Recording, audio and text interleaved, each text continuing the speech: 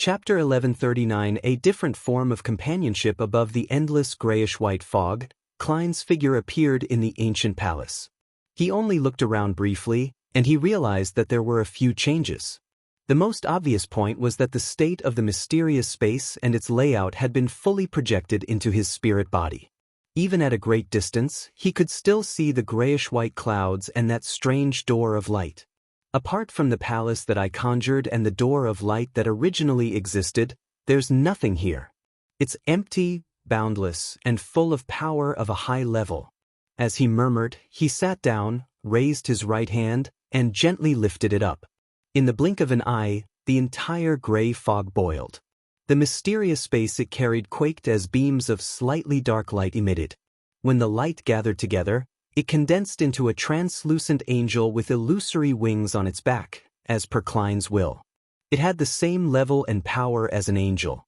It was majestic and sacred, with an oppressive aura.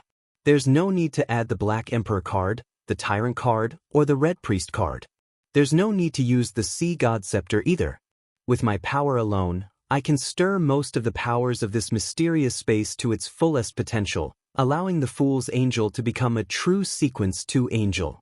Of course, this angel is unable to respond to prayers or be maintained for too long. It only exists in the embrace form and within a few attacks, having some powers in the domain of miracles. Indeed, being able to revive is a gift from Sapphira Castle. As for how many more times I can be resurrected, I can't come to a conclusion now. If I can obtain a grade 0 sealed artifact and use its level to observe it, I should be able to see it more clearly. I'll just treat it as one more time. It's not a bad thing to err while being cautious. This reminds me to be careful and cautious.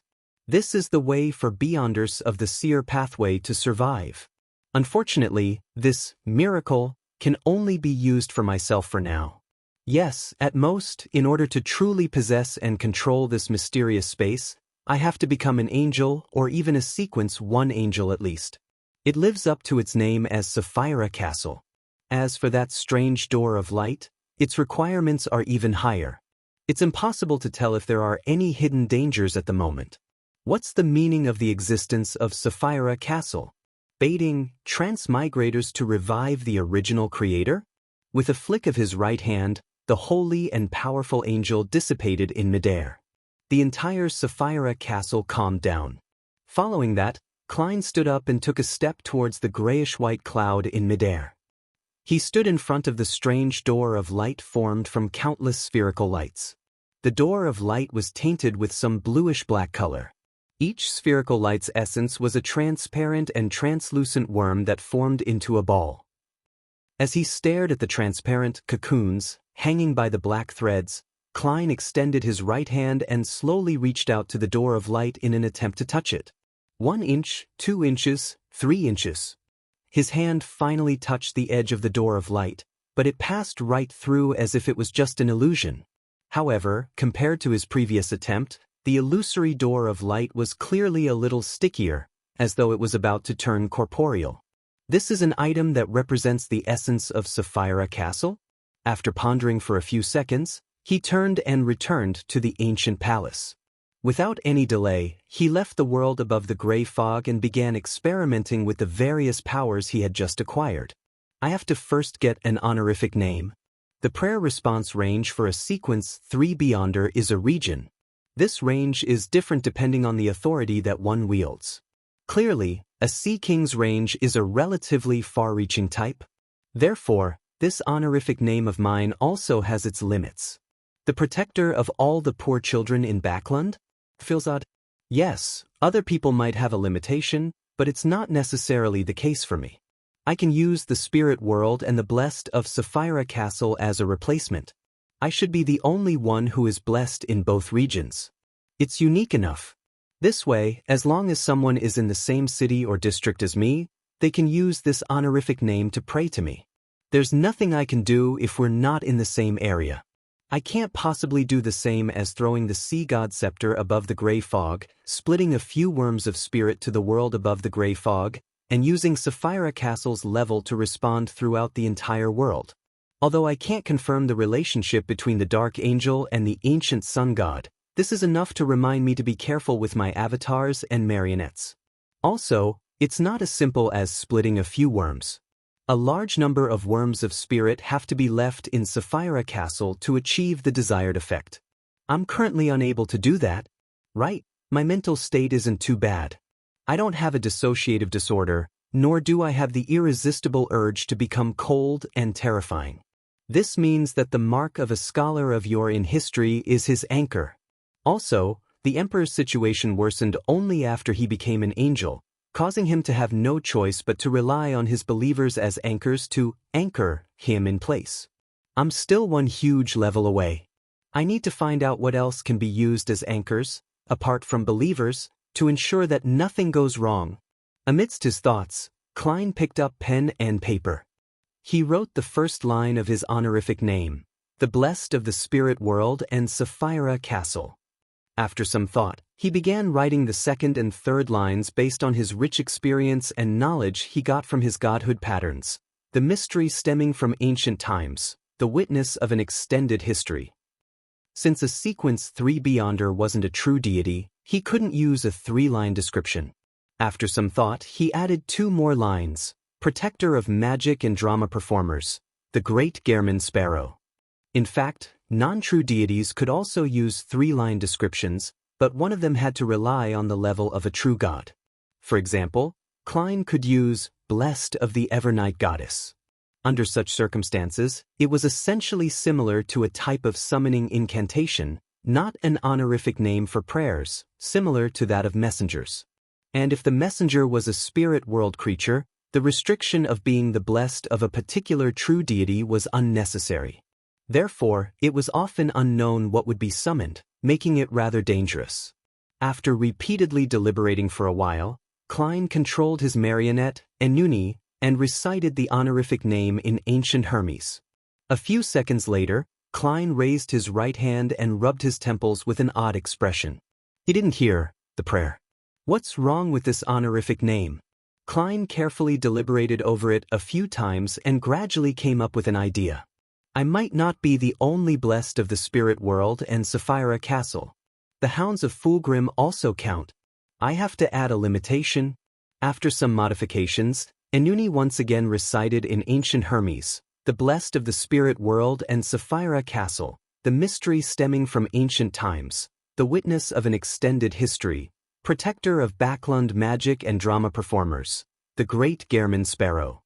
I pray for your blessings. I hope you can light up the darkness in front of me. Just as Enuni's voice faded, Klein heard his prayer. Furthermore, it was only heard by a few worms of spirit. It didn't affect his actual body at all. This is very different from the prayer coming from Sapphira Castle. It's very clear. With a thought, his worm of spirit gave a response based on the rules he had made ahead of time. With a whoosh, a ball of fire appeared in front of Enuni. It floated in midair, illuminating the entire room. Not bad. If I use Hermes to pray, I have to set up a ritual and draw symbols. As for essential oils and herbs, it doesn't matter if they're provided or not. Am I someone who will be pleased by these things? The symbols are formed from the scrolls representing history, the complete eye that represents witness, and the lines symbolizing change. For the time being, Klein had no intention of spreading his honorific name. After all, letting others know that Gehrman Sparrow had reached sequence 3 would be a case of him losing a trump card. Furthermore, he had the alternate identity as Sea God and the Fool. There was no need for a new honorific name. But, with a snap of his fingers, he lit the paper with the honorific name of Gehrman Sparrow on the table. A scholar of yore also has the means to create a fog to lower the temperature, but it's not a core power. Next, I have to try to summon a projection from the historical void. Who shall be my first volunteer? As he muttered silently to himself, Klein suddenly sighed. He then half-closed his eyes and used his godhood to allow a portion of his spirit to enter the gray fog and roam amidst history. Following the various locations that he had previously established, he instantly arrived in front of a spot made of light. There was a spacious and bright room with 2 rows of floor-to-ceiling windows in the spot of light. In the room, a man wearing a dark red coat embroidered with golden lines was standing by the window, looking at the place where the sun had set. He looked to be in his 30s, with long chestnut curly hair, blue eyes, high nose bridge, and thin lips. He had a neat mustache and looked rather good. Roselle Gustav. In a street in Northborough, a thin-faced young man with a wide forehead and a monocle was sitting in a coffee shop by the side of the road. He held a fountain pen and thought seriously. He raised his other hand and pinched his monocle. Finally, he wrote down a sentence: "The blessed of the spirit world and Sapphira Castle." Then, the fountain pen stopped moving as if he had not thought of what to write next. In a rented two-bedroom apartment at Eastborough, Klein took out his golden pocket watch and opened it. He had already made an appointment with Miss Sharon and Marie to meet in an uninhabited house tonight. After some thought, he raised his right hand and grabbed at the space in front of him. A simple, ancient brass key appeared in his palm. This was the master key that had once helped him defeat Wraith Steve and prevent the true creator from descending. It allowed one to hear Mr. Door's ravings on the night of the full moon. Now, by summoning it back from the historical void, it could be used for 10 minutes. To a scholar of yore, anything that they once possessed, regardless if they were eventually sold, returned, destroyed, or lost for all sorts of reasons, can never really be considered lost. They just exist alongside the scholar of yore in a different form of companionship. Looking at the master key in his hand, Klein sighed in satisfaction. With this item, if he could grasp the corresponding ritual, he could directly speak to Mr. Door as well. After putting away the master key, he put on his double-breasted frock coat and silk top hat, picked up his golden cane, and walked out of the room. Chapter 1140 Plan S. Backlund, East Borough, 7 Pinster Street. After a busy day, Leonard finally had the chance to ask his questions. "Old man, what is Sapphira Castle?" The slightly aged voice in his mind fell silent for a few seconds. He chuckled and said, "The place where you meet every Monday is most likely Sapphira Castle." Leonard never expected to hear such an answer. His mind went blank for a moment. He was surprised, shocked, and confused, mixed together with the thoughts of it being impossible for it to pop out of nowhere and the poignant feelings of how complicated things were. After a while, he pressed in a low voice, "What kind of place is Sapphira Castle?" As though sighing and laughing self-deprecatingly, Palaz Zarost said, "Actually, I'm not too sure. I've only heard some rumors. It's different from the creation myth, you know. Rumor has it that the original creator left behind 9 different entities. They were kingdoms, cities, rivers, oceans, and keys. Sapphira Castle was one of them. It might not actually be a castle, but something else. As for what its exact form is, you might know it better than me. The reason why I'm certain of its existence is because I sensed it when I became an angel, but I was unable to see it and establish a connection with it. My great-grandfather mentioned a theory that the 9 entities might have something to do with the Sephiroth of the second blasphemy slate. Unfortunately, because of various reasons, I was unable to decipher the details related to the Sephiroth." Leonard calmed down. Leaning back against the sofa, he asked thoughtfully, "Old man, do you suspect that Mr. Fool is the embodiment of Sephiroth?" Based on what he had seen and heard from the Tarot Club and Old Man's occasional lecture, he had a certain understanding of matters regarding the deities. After a long silence, Palaz Zarost replied, "Perhaps, under the strict curfew at night, there were almost no pedestrians on the streets of Backlund.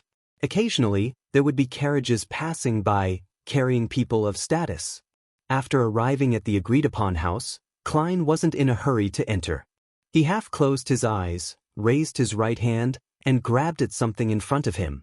He pulled out another Sherlock Moriarty wearing a black double-breasted frock coat and a silk half-top hat while holding a golden-laid cane. This was the image of him from the historical void when he left his residence earlier.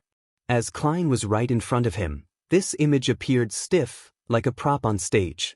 According to his previous experiments, Klein knew that this was the mysticism principle of a unique shared consciousness in time.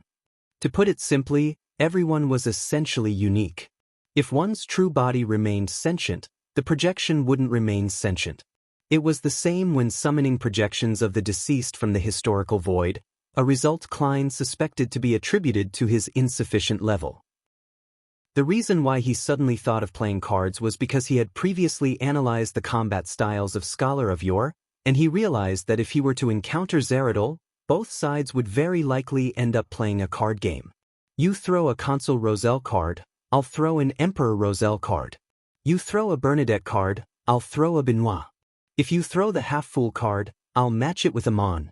I didn't expect that the battle between a seer would one day become playing cards.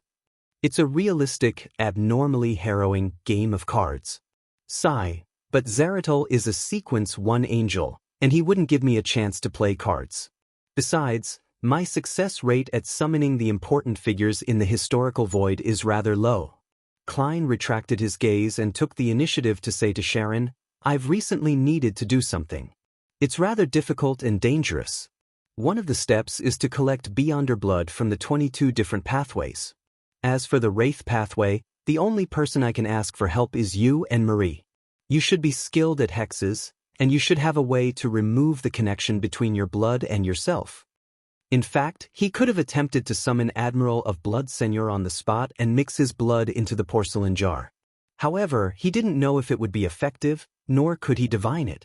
After all, this involved a level that exceeded Sequence 1, and he lacked information. The only thing he could confirm was that drawing that symbol didn't bring him and the suppliers any danger. Due to the fact that a scholar of yore had many means at their disposal, he had even tried to summon the former witch Trissy.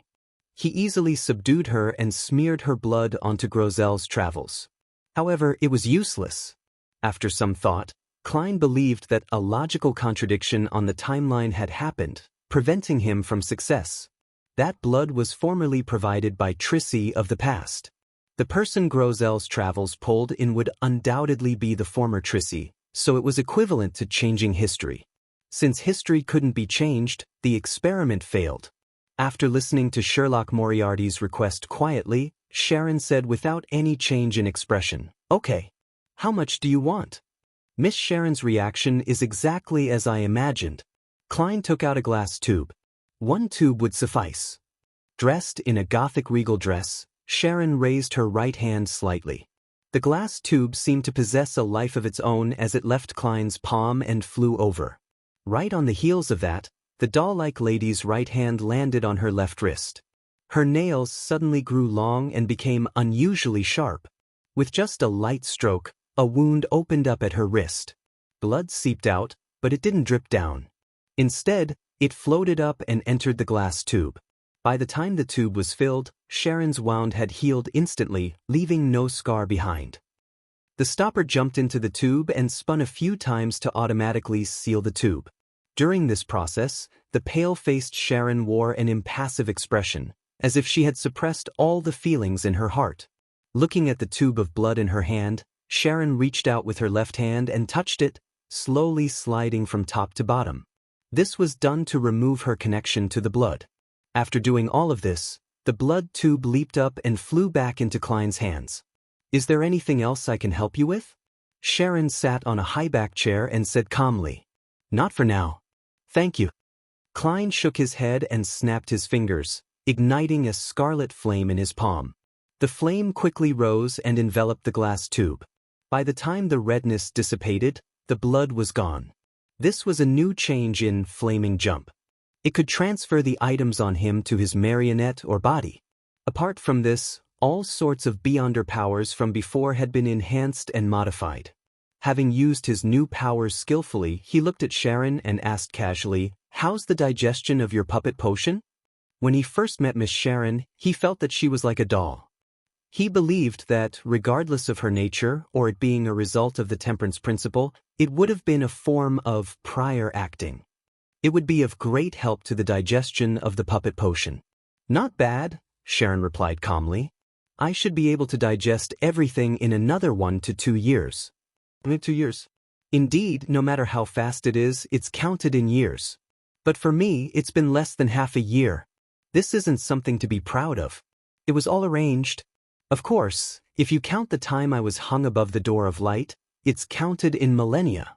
Miracle Invoker. If I can escape this fate, I might be able to create a miracle. Klein sighed inwardly and gently nodded. What are your plans for the time being? Sharon said, I hope to restore Teacher's body.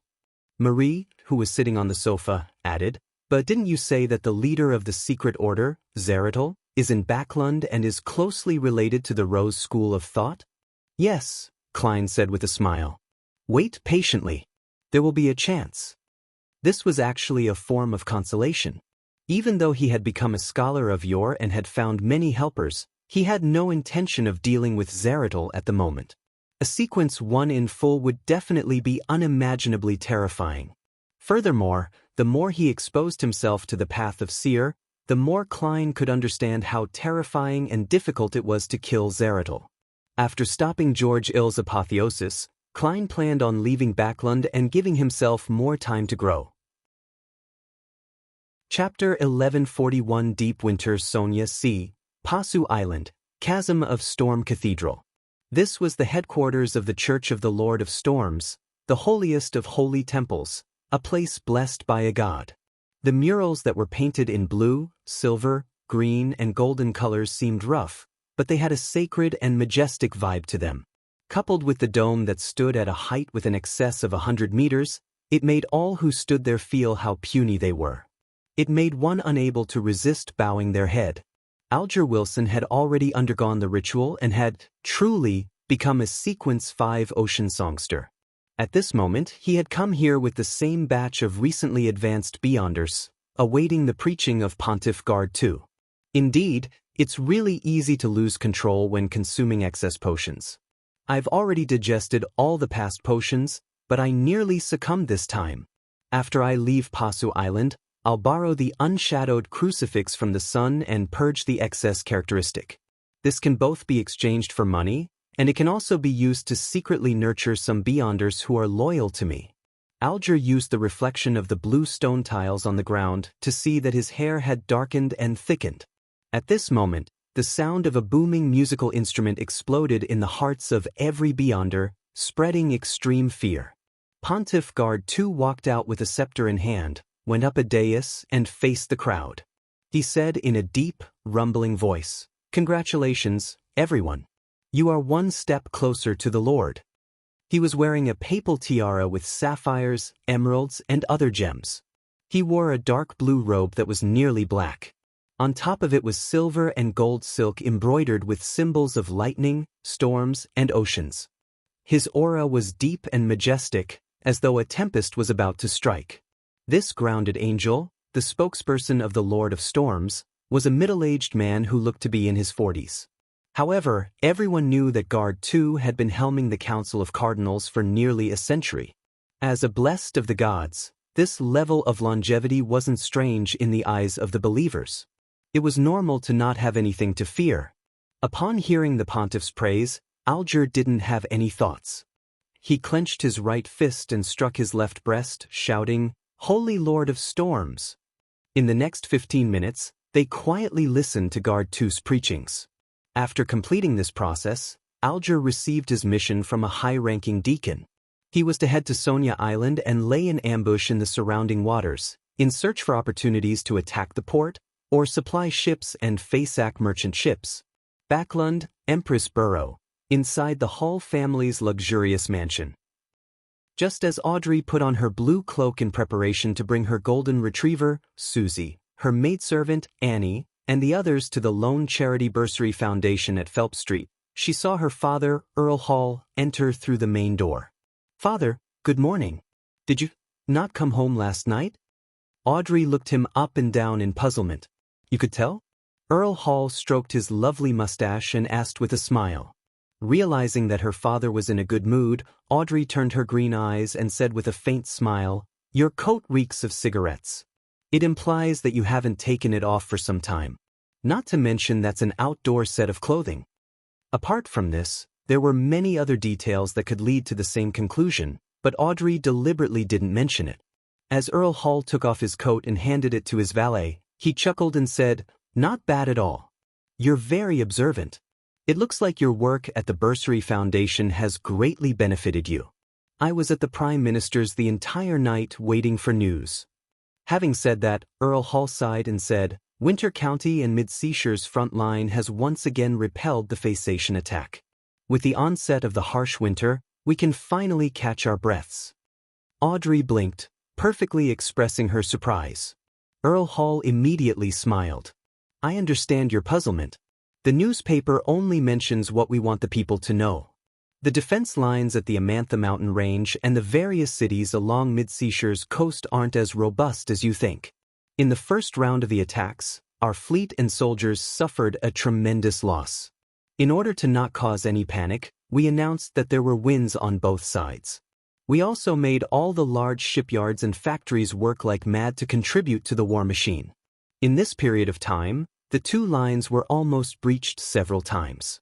Many critical areas were lost and recovered. These repeated seesaws was apparently a human meat grinder. Luckily, we've finally lasted to this point. This winter will be the turning point of the war. Actually, I know. The number of people who died, went missing, and the casualty numbers might be concealed, but it still presents quite a few problems. Besides, winter might not necessarily be a good thing. Faceax weather warlocks are very good at using such situations. Audrey's heart sank as she hurriedly controlled her emotions and smiled. That's great. I hope we can quickly have peace restored. Earl Hall was taken aback as he said, His Majesty plans to give a speech to everyone in the kingdom on Saturday and tell them that we will prevail. When the time comes, the cities and villages will be gathered at their respective squares. The latest technology will be used to allow everyone to hear his speech. The latest technology. Gather the entire kingdom in various squares to listen to the king's speech. Audrey suddenly thought of Mr. World's reminder and decided to inform him of this matter. Organize a large number of people to listen to a speech. This must be the corresponding ritual, right? George III is about to hold the Black Emperor ritual? After receiving the latest news from Miss Justice, Klein returned to the real world with a solemn expression. He paced back and forth in the rental apartment and didn't delay any further. He took out a pen and paper and quickly wrote, I've already gathered the beyonder blood of 20 pathways. I'm just short of assassin and criminal. George III will be holding a speech for most of the kingdom's citizens this Saturday. You should know what this might mean. In addition, I need the ritual to communicate with Mr. Dorr. After folding the letter and getting Rionette Tinker to send it out, Klein slowly exhaled as he couldn't help but think of all sorts of thoughts. The demonist's blood shouldn't be a problem. Trissy seems very determined to foil George Ill's scheme. I can reveal something to Queen Mystic, that I'm able to enter the secret mausoleum. Although her main goal is to revive the Emperor and she is unwilling to make an enemy out of George III, the Emperor might not be able to return if George III succeeds. I'm waiting for the chief of the City of Silver to return to provide the devil's blood. The hunting team that he led has set off for more than 10 days. They should be returning soon. In theory, there's still time. There's no problem. If not, I'll use the two contingencies. First, I'll use the Blatherer's aura to replace the blood. Second, I'll summon the devils that I've encountered in the past from the historical void and extract their blood. In a room in the Backlund Bridge area that didn't look anything special. The lustrous black-haired Trissy reached out and retrieved a letter from the mirror. She opened it and her brows gradually frowned. It was especially endearing. Is it finally happening? Trissy's expression changed a few times. She seemed hesitant, resistant, afraid, and confused. Finally, she smiled and muttered in a twisted voice, I've killed so many people and caused so many tragedies. Even if I were to die this time, it wouldn't be a total loss. After a few seconds of silence, Trissy took out a glass test tube from her black dress's pocket. It wasn't her blood, but another demoness. Her original name was Sherman, who had later called herself Shermaine. As a qualified, senior demoness, Trissy had found an opportunity to take some of Shermaine's blood while nurturing her. A necessary component for curses, it might not have been of use most of the time, but it could effectively prevent any accidents. After Shermaine's death, Trissy didn't abandon the tube of blood. This was because there were many occasions when demonesses needed such materials, just like now. City of Silver, in a particular residence. As soon as the lightning frequency increased, Derek got out of bed, lit the stove, and quickly grilled some mushroom bread. This bread was even more exquisite and delicious than the original black-faced grass. He loved it very much, and he looked forward to his 3 daily meals. The only problem was that the yield of mushrooms that could make bread wasn't too high. Due to the limited number of monster corpses, every resident was only limited to one claim a week, enough for 4 to 5 meals. After thousands of years of hard work, the area around the City of Silver was relatively safe, with relatively few monsters. Derek heard that someone had deliberately placed himself in the darkness to hunt monsters for the nurturing of mushrooms, hoping to be bait. Then he was eaten. Those mushrooms have made everyone feel optimistic. That underscores not good. Derek thought of the wistfulness before the chief left and shook his head. He picked up a jar he obtained from another city ruin and poured out some white milk. Frankly speaking, he didn't like milk, but it was described by Miss Justice as something that could help humans grow taller and stronger. This was enough to move him. As a resident of the City of Silver, Derek knew that as he hadn't chosen the giant pathway, the chances of him growing taller and bulkier in the future were low. However, he secretly hoped to reduce the gap between him and his friends. Milk gave him that opportunity. Gulp, gulp. With a serious expression, Derek drank today's milk rations. Just as he was about to get some mushroom bread, he suddenly sensed something and looked out the window. A person grew out of the shadows outside the door and said from afar, "Derek, the chief wants me to give you this bottle of blood." "The chief is back?" Derek suddenly stood up and said, "All right, thank you." The moment he finished speaking, he saw the shadow in the gap come alive, pushing out a small metal bottle. Derek knew very well that it contained the devil blood that Mr. World wanted. Chapter 1142 Warning. After removing the paper angel wrapping the ceramic jar, Klein poured the bottle of devil's blood into it, and he stirred it with a glass stick he conjured for some time. "Phew, I've finally gathered everything." He looked for a few seconds and sighed. This way, he still had enough time to prepare before George III's ceremony. As for whether the assassin and devil blood had enough time to be rid of the connection with its original host, he wasn't concerned, as he had confirmed that the original owners of the two sets of blood were dead. He divined the origins of the assassin blood to figure out if it belonged to Demoness Trissy. If it did, he considered leaving some and smearing it on the surface of Grozel's travels after everything was over. He was left in disappointment, but he wasn't surprised. He had long realized that Trissy was as cautious as he was. The Demoness pathway also has the instigator sequence. It requires a high level of intelligence. Yes, the instigator and conspire potions should have the effect of increasing one's intelligence. Otherwise, Danet's future would be bleak. As he thought, he threw the ceramic jar into the junk pile. He then returned to the real world and began to browse through the detailed ritual Trissy had provided. This was a ritual that could help him speak to Mr. Door during the full moon. A total of 9 gems. Isn't this too extravagant? He casually muttered as he read it. As a tycoon who had donated quite a bit of money, he still had nearly £30,000 in liquid assets. It wasn't that he couldn't afford gems, but it was too wasteful.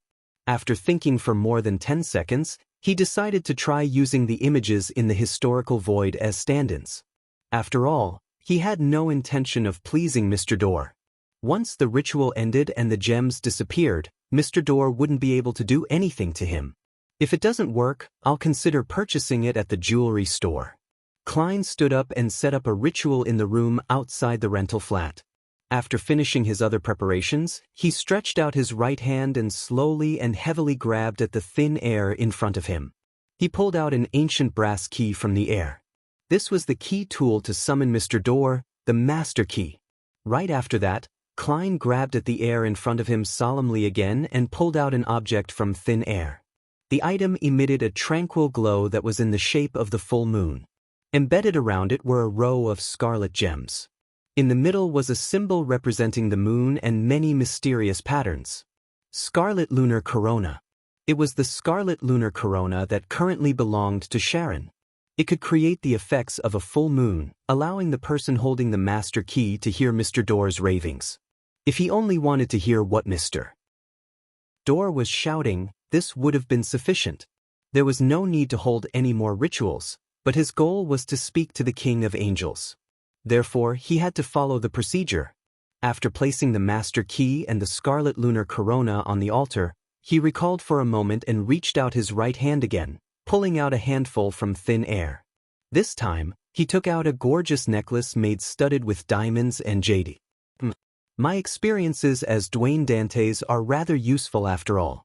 Otherwise, how could I have come into contact with so many female members of high society and dance with them, allowing me to see accessories of different styles and materials?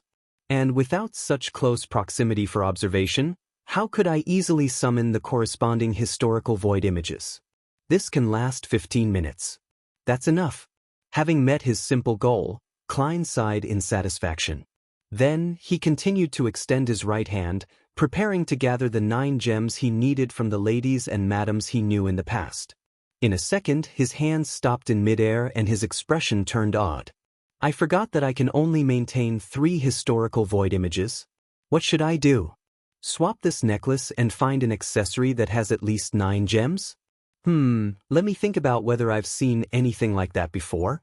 Yes, I can use dream divination to recall. Is dream divination meant for times like this? Seer and scholar of yore are quite compatible after all. Well, this is also an extreme form of magic. Amidst his thoughts, Klein was just about to find a chair and do the divination when he suddenly frowned. He realized that something was amiss. Under normal circumstances, it was impossible for him to forget that he could only summon 3 historical void images at the same time. This is a subtle warning from my spirituality? Looking at the master key and the scarlet lunar corona on the altar, he waved his right hand gently, causing them to vanish. Then he took 4 steps counterclockwise and recited the honorific name. He went above the gray fog and sat at the seat belonging to the fool. He conjured a pen and paper and carefully wrote, "Speaking to Mr. Dorr now is dangerous." This divination was clearly directed at Mr. Dorr, so Klein was bound to suffer a certain backlash effect. However, he had already obtained basic ownership over Sapphira Castle, allowing him to use the power of an angel, so he believed that he could withstand Mr. Dorr. After all, he was exiled and sealed. He removed the spirit pendulum on his left wrist and held it with his left hand, allowing it to hang over the surface of the paper. He closed his eyes and recited the divination statement 7 times in a high-strung manner.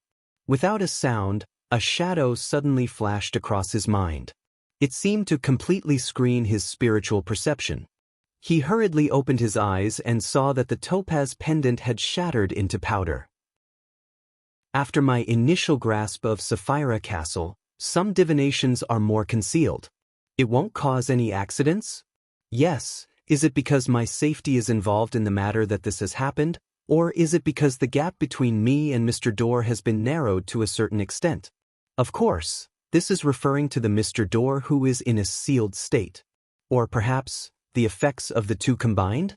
The present result shows that speaking to Mr. Dorr holds untenable danger. Why though? Klein frowned, unable to come up with any effective speculations or reasonable explanations. After a while, he leaned back against the high-back chair and shook his head with a sigh. He gave up on his original plan. I can only make more preparations in other areas. With his left hand pressed down, the topaz pendant instantly recovered. After all, it was only a projection above the gray fog. Because of the changes in the divination earlier, Klein made some connections. Perhaps prying into the secrets of the twisted and translucent maggots on the main peak of the Hornacis mountain range might not be as dangerous as before. That's highly likely to be a sequence 1 angel of the Antigonus family. It might even be the half-fool that Leonard mentioned to me. If my prying can hold on for a while longer, I can directly discern the formulas of the sequence 2 miracle invoker or sequence 1 attendant of mysteries. There's only one chance.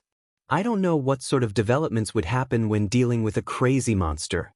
I'll wait till I'm completely accustomed to the scholar of your potion before making the attempt. Klein rubbed his temples before disappearing from above the gray fog. After returning to the real world, he wasn't in a hurry to clean up the altar. Instead, he sat down and seriously considered what other abnormal preparations he could make. The so-called normal ones were meeting Queen Mystic once to discuss the details of the cooperation, give Will Septon, Rionette Tinker, Palez Zorost more gifts, pray to the Evernight goddess and increase the chances of summoning the ascetic, Ariana's historical void image, familiarizing himself with the core powers of Scholar of Yore. As for the abnormal ones, it was purely based on Klein's own imagination. After some thought, Klein's expression turned solemn. He frowned slightly and reached out his right hand to grab the air. This time, he didn't drag anything out. Klein did it another 10 times, but all of them met with failure. He had no choice but to accept a fact. It was impossible to succeed purely by relying on himself. He then took out his wallet and took out a paper crane. On the surface, he wrote with a pencil, "Give me some luck. I'll bring you some ice cream from the Srenzo restaurant." After folding the paper crane, he entered the room and lay down on the bed. He restored his spirituality by sleeping. In his hazy dream, he saw thin, silver snakes forming a response. 5. No problem. Klein smiled and made a promise. At the next moment, he woke up. He sat up and reached out his right hand again, grabbing a total of 10 times. He still met with complete failure. "I can't do it even if I'm lucky enough. It's too difficult." Klein subconsciously wanted to use his finger to wrap the edge of the bed, but he instantly restrained himself. It was a habit of his above the gray fog, so it wasn't suitable for him to bring it to the real world. After pacing back and forth for a long time, he seriously considered all kinds of connections. Finally, he left the bedroom and went to the altar outside which had yet been tidied up. He brought an item back to the real world. It was an ancient book made of goatskin with a dark brown cover. Grozel's Travels. Picking up the book, he took a deep breath, half closed his eyes as if sensing something. Slowly, he reached out his right hand and grabbed very lightly. Failure. Another grab. It was still a failure. After 5 consecutive failures, Klein's actions became even slower, as though he was taking out a piece of charcoal from a glowing red stove. Suddenly, the muscles on his arm tightened and he carefully pulled back. His right hand slowly retracted, slowly dragging out a rather dull, ancient-looking quill. This came from Revival Square of the southern continent's West Balam's northern state, right beside Zangwill's corpse. This was 0-08 before Amon's brother picked it up. Chapter 1143 Reasonable Development. I can only maintain it for about a minute or so. That's way too short, isn't it? A thought flashed through Klein's mind. Without thinking about anything else, he took 2 steps to the desk. He put down Grozel's Travels and quickly wrote on a piece of paper with 0-08. George III plans to use this speech to bait out all his enemies who want to sabotage his ritual. However, if everything goes smoothly and nothing happens, he'll take the opportunity to consume the potion and reveal his trump card to aim for divinity. After all, there are too many unknowns in the future, making it unsafe. Furthermore, he has made appropriate preparations for the ritual. They're already prepared to an adequate level. This is a very reasonable development. After Klein wrote the last sentence, and before he could check if there was anything wrong with the written content, the dim quill in his hand disappeared without a trace, as though it had never existed. And those few words seemed to drain all of his energy, making him feel dizzy. He took a few steps back and collapsed into his chair. It doesn't make sense. It wasn't exhausting for Zangwill back then. It should be because I forcefully summoned it, and I didn't dare let 0-08 weave a story on its own. When I wrote on the piece of paper, I had to rely on my own spirituality to support it. As for Zangwill, he could get 0-08's cooperation, so it wasn't that draining. Klein closed his eyes and used cogitation for a while before feeling better. Under normal circumstances, having had no physical contact with 0-08 and merely meeting it once had made it impossible for him to summon this Grade 0 sealed artifact. However, on the one hand, he had the Snake of Fate to personally augment his luck, and on the other hand, he had Grozel's Travels. This was the item left behind by the Dragon of Imagination Ankwelt. Inside it was the City of Miracles, Liveseed. It had a connection to a certain degree to an existence like 0-08. If it wasn't for some high-level existence's disruption, these 2 items would have long been reunited. Klein didn't know if this fate and particular connection could increase the chances of a successful summoning. He only wanted to give it a try since he didn't stand to lose anything. To his surprise, he really succeeded. And it was precisely because of this that he didn't dare to use Grozel's travels to bear the contents of 0-08's projection.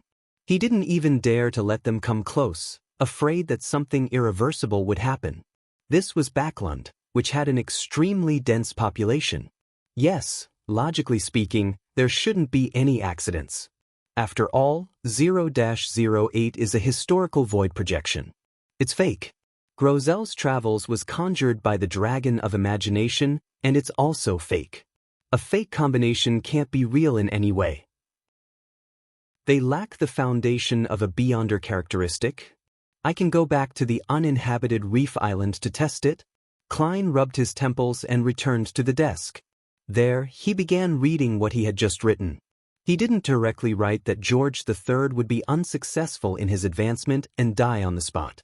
He believed that if he interfered with a sequence 1 angel, the projection of 0-08 wouldn't be able to be so direct. He had to be more tactful. Furthermore, there was also the psychology alchemists and Amon's brother. Overly obvious effects would definitely be detected and easily made use of. All he could do was beat about the bush to mitigate the unknown. I hope it works.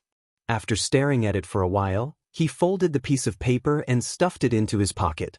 Then, he sacrificed Grozel's travels back above the gray fog. After doing all of this, Klein began to consider another problem. It was when he would head out to buy some ice cream for Willosepton. Backlund has Zeratul, and it's very possible that Amon is there. If I head out too frequently, we might run into each other. It's a little dangerous. Why don't I summon some ice cream for Will from the historical void? It's very real when eating it, and it'll disappear in 15 minutes. There's no need to worry about gaining weight at all. It's just splendid. Klein couldn't help but mumble inwardly. In the end, he decided to change his clothes and leave the house because he had to keep his promise. Saturday morning, the sky was gray and misty. It made one feel inexplicably stifled. This was a common scene in Backlund's deep winter. Although the smog wasn't as thick and pungent like last year, the geographical environment and climate characteristics had determined that such situations would definitely exist for a long period of time. Furthermore, victory over environmental pollution was never something that could be declared in a year or two. After putting on a black coat that covered her knees and a black veil hat, Melissa quickly walked to the door. Benson held his hat and shook his head. A young girl who isn't even 20 years old should be dressed like a teenager. You look overly mature and old-fashioned in that, understand? Old-fashioned. Melissa glanced at her brother and simply replied, "The price of a pound of bread has risen by 1/4 pence." "This price," Benson said. He then took out a silver pocket watch covered in vine leaf patterns and snapped it open. "Let's go. There's still a long way to go to the municipal square." Melissa tersely responded and went out into the streets with her brother. "Good morning, Mrs. Daniel." After taking a few steps forward, Benson saw a neighbor leaving. He greeted her with a smile. He was good at chatting and had long established a good relationship with his neighbors. The lady named Mrs. Daniel wore a pure black dress. She was in her 40s and had a thin face. Her face was covered in a thin black veil that hung down from her hat. When she heard the greeting, she nodded and replied simply, "Good morning, the two of you." She didn't make any small talk, and she coldly walked away. As he watched her back, Benson deliberately slowed down his pace. When they finally opened up a distance, he turned to ask his sister, "What happened to Mrs. Daniel?" "I've been too busy recently, so I haven't visited the neighbors in a long time." Melissa pursed her lips and said, "Mrs. Daniel's eldest son was confirmed to have died on the front line at the Amantha mountain range. News from yesterday. That tall, bashful but thoughtful, kind, and sincere young lad? When he came back the last time, he said that he was promoted in the army and became an officer," Benson asked in surprise. Melissa nodded. "I couldn't imagine that Larry would die just like that, just like how she couldn't imagine the tragic deaths of her classmates at school. In just a few seconds, some people could no longer speak, communicate, or study." Benson was silent for a moment before sighing. "I've been busy lately. Actually, I've been dealing with bereavement payments, but perhaps the list I received didn't include Larry, so I'm not sure. There's a lot of information on that list. Some are cheerful, Others are humorous, others are the only child within a family. Some are determined, while others are the leaders of the soldiers around them. Some just got married and don't have children. Some are preparing presents for their youngest daughter, while others had love letters with them. They planned on sending it at the post office after the battle. But they're all dead. Melissa and Benson fell silent at the same time, and neither of them spoke for a long time. When they were almost at the intersection, Melissa looked at the road ahead and said in a low voice, "What do you think His Majesty will be talking about in his speech today? Perhaps it's a form of musters, or perhaps it's to convey the faith that we will prevail," Benson said in passing. Melissa turned to look at her brother. "This isn't like you, Benson. Shouldn't you be making some snarky remarks? It should wait till the speech is heard and the specific content is understood. The most basic principle of being a person is to not make comment on things that one doesn't know enough of. Otherwise, they would be worse than a curly-haired baboon," Benson said with a smile. At this moment he saw another neighbor. The other party's hair was white, and his face was half covered with a scarf. He was wearing a thick jacket and was holding a cloth bag in his hand as he hurried past the siblings. "Mr. Thomas's dressing is so strange. Does he still need to do something else?" Benson looked at the back of the man and asked in puzzlement. Melissa replied in a low voice, "Mrs. Thomas is sick, and that spent quite a bit of their family's savings." Recently, with food prices sharply increasing while Mr. Thomas's income remains the same, he has to queue up at the soup kitchen every few days to get some bread. He's a decent gentleman, so he probably doesn't want others to recognize him. Also, the food at the soup kitchen is always limited. If one's late, there might not be any left. They'll have to go to the cathedral, the workhouse, and other places. The handouts just happen to start after His Majesty's speech, so Mr. Thomas probably wants to go there directly. Benson nodded slowly and asked in concern, "What's wrong with Mrs. Thomas?" "I know a few good doctors." A disease caused by anxiety, Melissa explained what she had heard. "Mrs. Thomas is very worried about her youngest child who's serving in the army." "You mean Thomas Jr.?" Benson frowned slightly. After receiving his sister's confirmation, he fell silent, as if recalling something. After a while, when they approached the nearest municipal square, Benson looked ahead and whispered, "Thomas Jr. is already dead." Melissa didn't respond, but her expression was a little dazed. They walked forward silently, as if they were relying on inertia. More and more people appeared in front of them. These people were either dressed in formal attire or holding canes, dressed up as gentlemen. Otherwise, they were dressed in blue, green, yellow, and red-colored skirts, sweaters and leather jackets matched with pants, or dark-colored petticoats. Their colors were dull. They came out of their houses and from the streets they were on, like water droplets splashing upward. They merged together at the intersection, forming a tiny stream. The stream surged ahead, combining with other tributaries, and flowed into the square's entrance, interweaving into a majestic torrent. The torrent slowly surged forward, flooding the square. Amidst this torrent of humans, Melissa felt like she was as puny as a water droplet. Chapter 1144. Narrowly due to the fact that they had arrived early, the seats that Melissa and Benson could choose from weren't too bad. They could directly see something strange on the grayish-white stone pillars in the middle of the square. Its two heads dramatically differed in size and were painted with dark blue paint. It was connected to some cables. At the foot of the object was a troop of soldiers in red shirts and white pants. They were carrying grayish-white metal backpacks, as well as complicated structures and small-caliber rifles. They were watching their surroundings in high alert. As more and more citizens gathered, the square began bustling with activity. At 9 o'clock sharp, the strange object on the stone pillars suddenly produced sizzling sounds. Finally, it changed into a deep and thick voice. "Ladies and gentlemen, I'm your Emperor, ruler of Lone, East Balam, and Rorstad Archipelago, George Augustus III. That thing can talk? It's using the principles behind the telegram?" Melissa's eyes widened as her attention shifted from the speech to the strange thing. "Ladies and gentlemen, I'm your Emperor, ruler of Lone, East Balam, and Rorstad Archipelago, George Augustus III." At Memorial Square in West Borough, Audrey accompanied her father, mother, and elder brother near the platform. She looked at the king in his formal attire as she attentively listened to his speech. As she knew in advance what George III would be focusing on today, and the mood that would be created, Audrey didn't wear anything that she was fond of. Be it the colors or style, they were nothing a girl would wear. It was the same as the Earl's wife, Caitlin. The dress was simple and conservative. It was black in color without any traces of accessories. I'm very happy but also feel heavy-hearted to tell everyone that we've finally stopped the first stage of the Phaeacian attacks. We've foiled their plans of annihilating Lone within 3 months. But many outstanding young people have already died at the front lines and died in this war. They had a better future ahead of them. They should have accompanied their parents in growing up, aging together with their spouses, and allowing their children to grow up in a loving environment and have a good childhood. The Phaeacians have destroyed everything.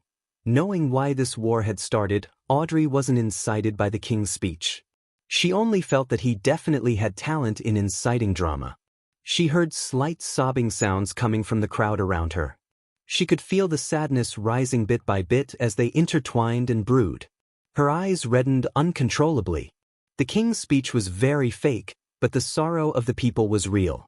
In particular, Audrey had seen many family members who had been killed, having helped those who had lost their children, husbands, and father overnight. This is a great resonance of emotions, the best place to consume the manipulator potion. Audrey suddenly came to a realization, but she was unable to make use of it because, not only had she not digested the Dreamwalker potion, but she had yet to provide enough contributions to Mr. World. She slowly took a deep breath and controlled her emotions. She shifted her gaze away from King George III and let her thoughts wander. Mr. World is very concerned about today's speech. I wonder how he's going to exploit this. I hope it won't lead to a serious accident. That thing called a radio broadcast is based on the principles of wireless radio transmission. Mr. World mentioned that certain factions at sea have already put such technology to use. Compared to the sea, which is constantly affected by storms, something like this is clearly more suitable for use on land. As the thoughts flashed through her mind, the stern and old-fashioned George III finished the first part of his speech and solemnly said, "Let us mourn for our heroes here. Ladies and gentlemen, recite this together with me in your hearts. In the name of Emperor George III, I wish for the dead heroes to be at peace. I hope they will become eternal in the kingdom of the deity they believe in." This sentence carried an indescribable sense of dignity, making everyone, including Audrey, involuntarily lower their heads, clasp their hands, and silently recite, "In the name of Emperor George III. In the name of Emperor George III." On the other side of Memorial Square, Klein, who was wearing a black coat and an ordinary face, stood and prayed with the crowd around him at the same time. He appeared completely normal. After 3 minutes of silence, he used an avian marionette standing on the roof of a nearby building to carefully observe George III's every move in an attempt to find a sign that the king was about to quietly leave and enter the mausoleum to consume the potion. According to Klein's understanding, the "In the name of Emperor George III" segment was core to the entire Black Emperor ritual. If one were to consume the potion, it would definitely happen at this moment, or within 2 to 3 minutes after the collective mourning. The effects would likely be lacking if there was any delay. George III is also silently mourning.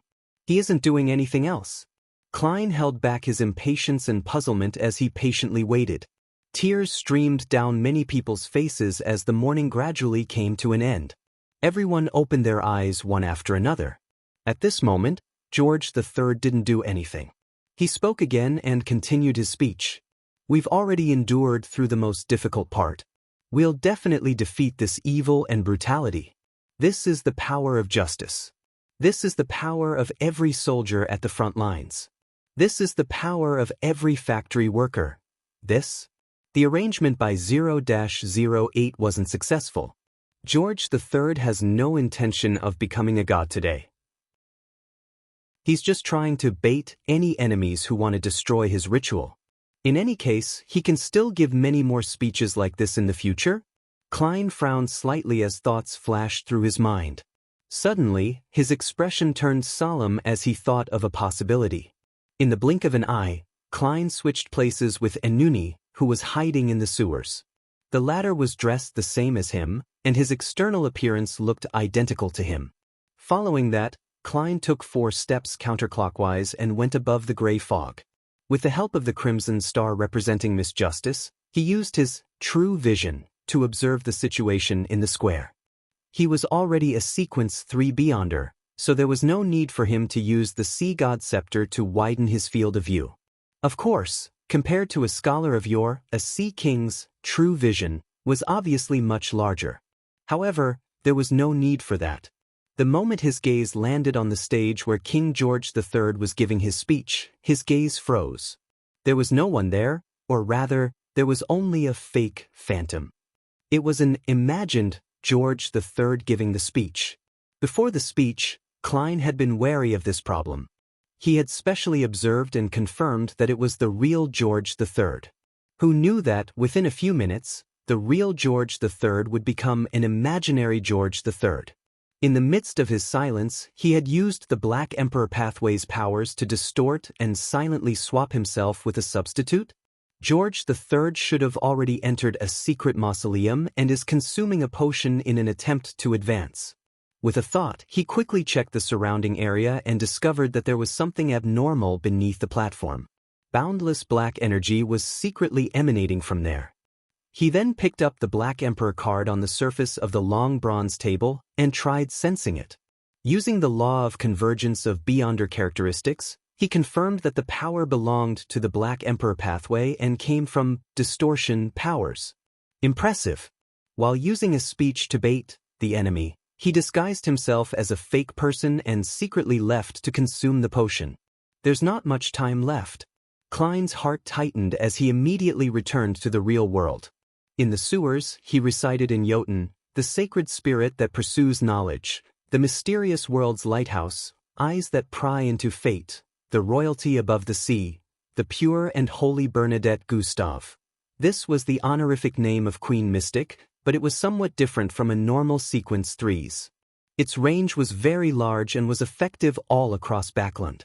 With regards to this, Klein suspected that the eldest daughter of Emperor Roselle had used a Grade 0 sealed artifact to achieve this effect.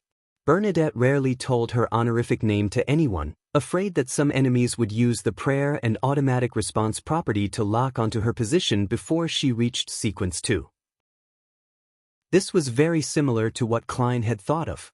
Klein had come to an agreement with her that, as long as he recited her honorific name, she would choose any secret mausoleum and open the door with the symbol drawn by the blood in an attempt to destroy it. Both of them didn't have any hopes of success, because the guards in the mausoleum would definitely chant the honorific names of the angels every once in a while, causing a situation that allows them to see the corresponding areas through the prayer point of light. Once they discovered something amiss, they would immediately rush over to help. Bernadette's main purpose was to attract attention. Of course, if those angels were to arrive at a slower pace, Queen Mystic could also go from providing support to being the main offensive force. After doing this, Klein immediately stretched out his right hand to grab the air. As his arm pulled back, a figure appeared in front of him. It was a woman with average facial features and dark eyes. She wore a simple robe and a tree bark belt. Her raven-black hair hung down as she stood bare feet without any shoes or socks. The Evernight Cloister's matron, the ascetic leader, the servant of concealment, the grounded angel, Ariana. I succeeded in one try. Klein was shocked, but he didn't think too much about it. He quickly said, "Keep my existence concealed and protect the people of Backland." He was worried that after George III lost control due to the destruction of his ritual, he would rush out of the mausoleum and harm the people of this city. "All right," Ariana replied with a calm expression. She wasn't rigid or stiff at all. "It can't be her in person, right? Actually, my summoning wasn't successful, but the goddess had already gotten Ma'am Ariana to secretly return to Backland. The moment you sensed that she had been summoned, she came over. An angel of the concealment domain also has a certain degree of control over their historical void image." As a thought flashed through his mind, he realized that he had entered a special state, no longer being sensed by the outside world. Chapter 11:45 Three arrows. At the same time, Klein didn't have the time to think about such trivial matters. After having his existence concealed, he immediately got Enuni to switch places with a new marionette who was formerly a pirate. Immediately following that, he activated Creeping Hunger and brought Enuni and Konas to the secret mausoleum in Alwa County. As he could only maintain 3 images from the historical void at the same time, it was impossible for him to abandon his marionette and directly come over by using a summon projection. It would occupy a crucial spot. As for the remaining marionettes in Memorial Square, they wouldn't die on the spot in half an hour. They would only appear to be in a daze. However, this wasn't something that would attract too much attention while listening to a speech. Finally, if he didn't return, the Red Gloves team from the Church of Evernight would clean up his tracks. At the same time, outside the secret mausoleum in Eastchester County, there was a young lady in a yellow layered dress and a black, old-fashioned bonnet. Pea vines grew out of nowhere as they appeared. Her chestnut hair cascaded down naturally. Her eyebrows were long and straight, and her eyes appeared as though they were filled with a blue sea. Looking at the mountain wall in front of her, Queen Mystic extended her right hand and quickly formed a symbol in the void. Following the movement of her fingertips, drops of bright red blood that resembled shattered gems seeped out and froze in midair. Soon, a complicated symbol formed from layers of doors appeared. They trembled slightly and seemed to resonate with something somewhere else. In the blink of an eye, the blood-colored symbol extended into an illusory translucent door. Through it, one could vaguely see a gigantic mausoleum formed from black rocks. Bernadette immediately walked through the illusory door and arrived inside a dim and dark area. The light here came from the lights of stone pillars and strange underground moss growing on the cliff walls. Together, they illuminated the secret mausoleum in the light fog at the bottom. The symbol provided by Mr. Door was really useful. At this moment, as a ritual was being held deep underground, faint lights gathered, forming a figure midair in the darkness. The figure had a square face, black hair and blue eyes, a high nose bridge, and a thick beard. He looked rather solemn. His appearance and image wasn't unfamiliar to many citizens of the Lone Kingdom. This was because he had been printed on the front side of 10-pound notes. Of course, people who had never touched 10-pound notes in their entire lives could also see his statue or portraits at Memorial Square. He was the Lone Kingdom's founder and protector, the first king, William Augustus I. This was an entity referred to as he. With the help of the ritual, he had come here directly from Backland. Bernadette remained impassive. With a flip of her hand, a new item appeared. The item was golden in color, like a miniaturized water flask. However, a candlewick extended out from the mouth of the flask. As Bernadette caressed the surface of the item with her right hand, one that was covered in mysterious and complicated symbols, the candlewick silently ignited. The light it emitted was like a sticky water stream that sprayed upwards, forming a blurry and twisted golden figure.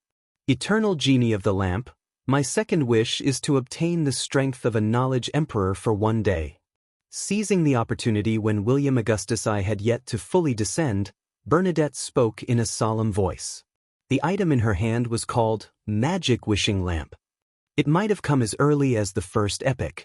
Although it had never been obtained by the 7 churches, it had the corresponding grade 0 sealed artifact number 0-05. This item could grant its owner any 10 wishes, but this was either done in a distorted form, or it came with unpredictable and terrifying outcomes. None of its previous owners had a good ending, including Roselle Gustave. This emperor had warned his daughter that she could use the proper choice of words and make preparations to avoid the harm brought about by the first 2 wishes, but she absolutely couldn't make the 3rd wish. Absolutely not. Meanwhile, the concealed Klein arrived near the secret mausoleum in Alwa County without alerting anyone. Although time was tight, he didn't rashly approach the mausoleum by drawing the symbol and opening the door. Instead, he reached out his right hand and grabbed at the air in front of him. After 5 consecutive attempts, the muscles on his arms suddenly tightened, as if he was pulling something extremely heavy. As he retracted his right hand, a figure quickly appeared. The figure's skin was bronze in color. He had a medium build, black hair, brown eyes, and soft facial features. Beneath his right ear was a very thin mole. It was none other than Isaac Eggers. However, unlike the Mr. Isaac that he knew, the figure's gaze was cold. He wore a deep black robe embroidered with golden threads. He wore a golden bird-shaped crown, as though he was looking down on all living creatures. This was the former Death Consul, a former Sequence 2 angel. Without sizing him up further, Klein reached out again and grabbed into the void. This time, he didn't seem to have pulled anything out, but in fact, he had summoned the former him from 10 seconds ago, the him who was in a concealed state. Then, Klein threw a small metal bottle at his projection and made himself enter the gray fog's historical void. In his past self, his consciousness suddenly came alive and became extremely agile. This concealed Klein brought the projection of Death Consul Isaac and came to the secret mausoleum where the entrance couldn't be seen. He took out a small metal bottle and used his spirituality to draw with the blood that shimmered like gems. In midair, he quickly outlined the symbol that Mr. Door had given. The symbol rapidly formed and resonated with a particular point in the mausoleum, expanding into an illusory door. In a concealed state, Klein and Death Consul Isaac passed through the door and entered the corresponding secret mausoleum. At that moment, the guards inside had already discovered that there was an intruder and had activated the ritual they had prepared in advance. However, all they could see was the lofty Death Consul. Somewhere in Backlund, the former Duke of Southville, Dlink Augustus, was just about to use a ritual to open a passageway and descend into that secret mausoleum when a man beside him suddenly frowned and said, "That's Isaac Eggers." "No, he is very rigid. It's like a historical projection summoned by the Secret Order's scholar of yore." "Your Highness, let me go over." "Stay here and be wary of the scholar of yore who's lurking in the dark. Although they aren't angels, they're quite troublesome." Dlink Augustus was a slightly arrogant elder. His black hair was mixed with silver threads, and he was clean-shaved. Upon hearing that, he laughed and said, "Isn't the scholar of yore just beside him? Although he's in a concealed state, I've already discovered him through the disorder of the surrounding area. He's misleading us, making us think that he's deliberately attacking with a historical projection while his true body has gone elsewhere. In fact, he's hidden beside Isaac's projection. Once this Death Consul attracts the attention he wants, and when we place our main forces elsewhere, he'll use the concealed state to approach the mausoleum to cause destruction. Besides, regardless of the reason, since he's summoned an angel's projection, you won't be able to kill the target in a short period of time even if you carry a Grade 0 sealed artifact. If this implicates the mausoleum, our efforts and persistence would have been in vain. If that scholar of yours has done 3 levels of misdirection and really went to another mausoleum, he won't be able to summon an angel from the historical void. You can easily eliminate him." While he said his first sentence, Dlink Augustus had already entered the passage through the ritual's activation. The rest of his words were spoken by the phantoms that he had left behind. Inside the secret mausoleum in Alwa County, Isaac Eggers scanned the area with an indifferent expression. His body suddenly swelled and transformed into a giant serpent that covered the area above the mausoleum. This giant serpent was both illusory and real, as though it was formed by something incomprehensible to humans. Its entire body was covered with huge dark green scales.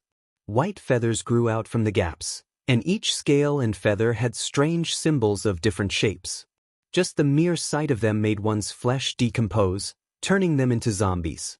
This was Quetzalcoatl, the serpent spoken of in southern continent myth. His eye sockets were burning with pale white flames as an exaggerated, thick pair of wings spread from his back. Amidst the howling wind, the feathered serpent in midair lunged forward with its upper body and spat out a pale white flame that covered the entire mausoleum. Mr. Isaac's historical void projection is definitely much weaker than before, but it's still very powerful. As expected of the biological son of death, the consul of the Balam Empire. Although the concealed Klein had done a summoning experiment previously at sea, he never expected that Isaac's projection would be so powerful. At that moment, points of faint, gloomy glows flew out of the mausoleum, putting an end to the tidal-like pale white flame's advancement. Following that, they formed a figure. It was none other than the Sequence 2 balancer, Blink Augustus. The moment the concealed Klein saw him, he suddenly turned rigid and stiff. He began acting based on instinct, a result of him returning to the historical void and being outside the secret mausoleum. Then he teleported to a secret mausoleum under the Tussock River and took out another small metal bottle. In a concealed state, he used his spirituality to draw the blood out to outline the symbol. A few seconds later, the symbol resonated and turned into a door. With his marionettes, Konas and Inuni, he walked in. Of course, in the river and forest outside, he still had marionettes he just converted. A figure appeared near the ruins number 1 in the outskirts of Backland. Her raven hair was radiant, and her face was slightly round. She looked beautiful, with a hint of sweetness and an outstanding bearing. She was none other than Demonis Trissy. After Trissy approached ruins number 1, she also took out a small metal bottle and drew the symbol provided by Mr. Door with the blood. An illusory door rapidly took shape. Chapter 1146. A real charlatan. As she passed through the illusory door, Trissy hid herself and jumped down from the cliff at the entrance, towards the dark valley below. The secret mausoleum that originated from Blood Emperor Tudor was hidden here. During the descent, Trissy's body was as light as a feather. She lost most of her weight, but her speed was in no way slow.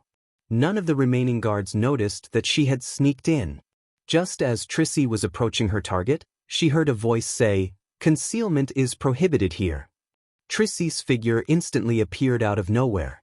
And in the area above the towering mausoleum in the dark valley, there was a man who had appeared at some point in time. This man had a long, rectangular face with a white hairband on his head. He had a mustache that curled up around his mouth, and his brows were extremely thick, setting off his relatively large eyes. He was dressed in formal attire and wore a cloak. The tips of his shoes were extremely long, and his attire didn't seem to match the times.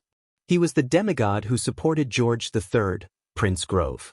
On the head of this Sequence 3 Chaos Hunter, there was a crown made of thorns. Pure light constantly gathered into the crown, interweaving into a sealed artifact 0 to 36. Klein swam beneath the Tussock River when an image suddenly appeared in his mind just as he led his marionette, Konas and Inuni, through the illusory door. A black cathedral stood in front of them with its spacious door opened, revealing a man in a pair of dungarees, a gentleman in a formal suit and top hat, a lady with frilly designs along her sleeves, and a lady whose dress formed flowers with laces. They were suspended in midair, motionless. Caw, caw, caw. Black ravens circled the top of the cathedral, letting out heart-stopping cries. Without making any guesses, Klein felt like he had fallen into a crack on a frozen lake. His body turned cold as his hair stood on end. Countless thoughts surged in his mind as they collectively shouted out a name, Zeratul. In the blink of an eye, Klein instinctively made a decision. He planned to switch locations with his marionettes from the outside world and directly leave the cathedral in front of him. Clearly, he had encountered a miracle. He didn't enter George III's secret mausoleum after passing through the illusory door. Instead, he had come to a baffling place. In the next second, he discovered that the spirit body threads that were connected to his marionettes had been severed. They were rapidly floating upwards towards the interior of the pitch-black cathedral. If it wasn't for his intuition that exceeded his own level, allowing him to detect danger ahead of time, he definitely wouldn't have been able to react in time. He definitely would have been hung up and become a member of the marionettes. He didn't have time to think too much about it. He quickly controlled his spirit body threads and collected them all, connecting them to himself, forming one circle after another. This allowed him to temporarily extricate himself from the danger, but it also made him lose his marionettes, Konas and Inuni, in just a second. The two marionettes' necks suddenly tightened as they were lifted up by an invisible hand before being hung up in the cathedral's interior. Together with the original corpses, they swayed in the wind and produced voices that were different but said the exact same thing: "Welcome back." In Memorial Square, they imagined King George III was still giving a speech. I will further lower the wealth requirements needed for election eligibility. I will hand over even more rights to the House of Commons. Although the people didn't understand why there was such a development in the speech, it sounded good to them. These are all bills that have been approved by the House of Lords, but there's no need to tell the public during this speech. It's like the king is emphasizing that he will definitely follow these bills in the future. Audrey was puzzled, but she couldn't come up with a convincing explanation. In the dark and majestic secret ruins number 1 in the outskirts of Backland, the real George III had already worn a black crown and consumed the potion. His body was transforming towards the shadow of order, extending in a magical state. As for the 9 mausoleums, they were the islands in the sea of nothingness. They were the components of his entire rule. As for the people who were chanting Emperor George III, at the same time during the ritual, there were like countless numbers of lighthouses. Together, they anchored this ruler of Lone, East Balam and the Rorstad archipelago, making him completely transcend reality and become a part of the shadow of order. During this process, George III's thoughts wandered uncontrollably as though they were being torn apart. The Secret Order's Zeratul actually contacted me directly, hoping to provide me with help. He said that he saw some of Gehrman Sparrow's thoughts from the Capim case, the attack on Ailment Maiden, the silencing of Crazy Captain, and Kona's Kilgore's disappearance. And his divination results made him cooperate with me, offering to help me guard a mausoleum. There, he waited for Gehrman Sparrow to take the initiative to walk to him because of his own goals and the law of convergence of beyonder characteristics. He also said that the most important thing to do when dealing with a qualified demigod of the seer pathway is to be patient and determined. What a charlatan! He even brought Abomination Sua. I used my powers to sign a contract with them. Together with the helpers I invited from the Twilight Hermit Order, as well as Grove, who wields a Grade 0 sealed artifact. Even if most of the demigods of the military and royal family are fighting at the front lines or protecting Backland, I don't have to worry about the ritual being destroyed. Unless a true deity descends into the real world. And that's impossible. So, I originally wanted to use this opportunity to lure out any resistance, but in the end, I decided to use this opportunity to directly advance. Heh, since Grove still doesn't know about these hidden cards. Well, he has no right to know. In less than 2 minutes, I'll become an eternal god, the Black Emperor who rules over reality. Caw, caw, caw. In the dark world with the ravens cawing, the corpses hanging from the black top of the church descended and passed through the main door. Their eyes were locked onto Klein, who was outside. Almost at the same time, a figure slowly but firmly outlined itself in midair. Without caring about what it was, Klein quickly snapped his fingers while maintaining the special state of his spirit-body threads. A red flame surged out from his wallet and instantly enveloped him. The flame was quickly extinguished, and Klein remained where he was, unable to leap out. He didn't show any signs of being depressed as he immediately activated creeping hunger to attempt to teleport. Klein instantly turned transparent as he appeared again, unable to take a single step. His origin and destination had strangely been connected. At that moment, the figure in midair had already taken form. He was dressed in gorgeous clothes, with long chestnut-colored curly hair, blue eyes, high nose bridge, and thin lips. He was none other than the Roselle Gustav from when he was an emperor. He looked down at Klein as countless illusory symbols appeared in his eyes. Klein's mind instantly swelled as he was injected with a large amount of unknown knowledge. His head felt like it was exploding in an instant while his other thoughts were completely occupied, so much so that he couldn't even lift a finger. Instinctively, he allowed that knowledge to split up and become injected into hundreds of worms of spirit. This allowed him to regain his ability to control his body as he quickly grabbed the space ahead of him with his right hand. His arm suddenly sank, and then he suddenly pulled back. When the marionettes passed through the cathedral's door and began their attacks, another 2 figures appeared in midair, dragging out a scaleless, silvery white tail. As he released his right hand, a giant serpent appeared in this dark kingdom. His eyes were bright red and cold, and his body was covered in patterns and symbols. There were countless wheels in the details. Snake of Fate. Actually, this wasn't something that Klein could summon out from the historical void. Instead, it was Will Ossepton descending with the burning of the paper crane after using the yesterday once more charm. Klein had just used flaming jump moments ago to seek help from the Snake of Fate. And the reason why he wanted to grab at something was to conceal his true intentions. It was to prevent the opposing angel from discovering the location of the Snake of Fate, putting Dr. Aaron's family in danger. This wasn't like how he had previously dealt with Amon's avatar back then, as he had no confidence in eliminating all the clues. Therefore, he had discussed with Will in advance on how to deal with such situations. Fortunately, the intent Will Ossepton expressed indicated that the truth of the summoning from before hadn't been exposed. At that moment, the gigantic snake of Mercury rose up and bit its tail, turning into a mysterious and exaggerated wheel. In midair, two figures appeared on both sides of Roselle's projection. One of them was Queen Mystic Bernadette, whose real body was in an intense battle with Sequence One Hand of Order William Augustus I. The other was formed from pure light, and a pair of shining wings grew on his back. It was obviously at the level of an angel. Suddenly, the two angel projections that appeared quickly vanished. The attacks they directed at Klein, and the controlled marionettes, retreated back into the cathedral and were hung up again. Konas and Inuni walked out one after another. With him, they passed backward through the illusory door and left the world with resonating cawing, appearing beneath the Tussock River. Snake of Fate. Reboot. The giant serpent's figure vanished as well. Without any hesitation, Klein activated teleportation and passed through countless spirit world creatures to another secret mausoleum. He used the remaining blood to outline the symbol and open the illusory door. This time, he entered the interior and saw a solemn and dark mausoleum. He summoned the sea god scepter and released a terrifying lightning storm again and again, destroying the target. Then he turned around and left the scene.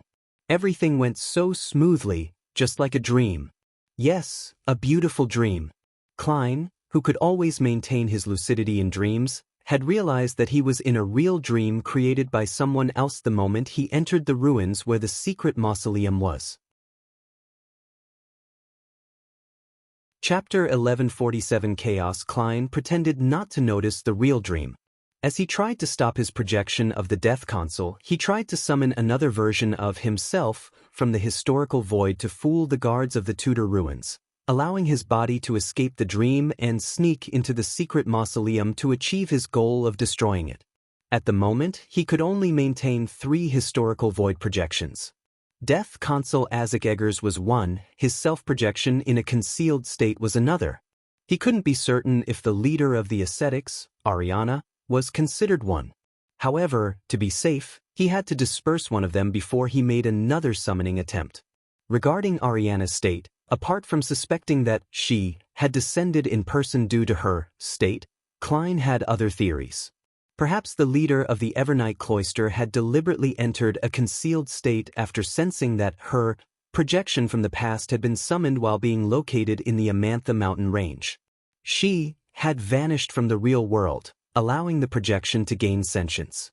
This was completely feasible, especially since the authority of concealment likely gave her a certain degree of control over her historical projections. When it came to a concealment angel like this, Klein was unable to use the feedback from Scholar of Yours maintenance of the historical projection to confirm her true situation. Therefore, he didn't make any changes so as to prevent any accidents from happening. Just as he was about to summon his past self, the real dream silently disappeared. Everything around him returned to normal. He was standing on a cliff at the entrance. Below him was a dark and majestic mausoleum. An old man with an ordinary appearance was levitating in midair. Under the glow from the moss and the light from the stone pillars inside the cliff, he calmly looked at Klein and sighed in ancient Fasak. "You weren't actually fooled by the dream I crafted." This old man's hair was completely white, but it was thick enough. There weren't many wrinkles on his face, and his appearance wasn't anything special. The Spectator Pathways Sequence 3 Dreamweaver? No, at least, he's not an angel. Klein tensed up and didn't respond. He immediately took out his silver adventurer's harmonica and blew into it. No sound was produced, but Rionette Tynker, who was wearing a dark and complicated long dress, walked out. One of the blonde, red-eyed heads in her hands immediately spat out a rectangular diamond-like charm. Another head chanted in ancient Hermes, "Yesterday. Yesterday once more." Miss Messenger was borrowing strength from her past self. Compared to a sequence one snake of fate, the power she borrowed could last longer. However, the charm didn't change at all. In midair, the elder in the gray robe gently chuckled and kindly reminded them, "Don't use ancient Hermes in front of me." Hermes? This is Hermes, the one who lived since the second epoch and created ancient Hermes? An angel of the spectator pathway, the origin of the psychology alchemists. Klein was first shocked before he realized something. Hermes was participating in the battle, so it was unlikely he had a strong desire to stop him. No, perhaps he is deliberately acting to lower our guard. Beyonders of the spectator pathway are the best at manipulating the hearts of others. Just as this thought flashed through his mind, Rionette Tynker's other two heads began chanting in Jotun and Elvish, "Yesterday." The rectangular diamond-like charm was instantly ignited by a transparent flame before fusing with the void. Rionette Tynker's body began to rapidly expand as the four heads in her hands flew up and landed on her thick. The four heads became illusory one after another. In an instant, Rionette Tynker transformed into a huge cloth doll that resembled a castle.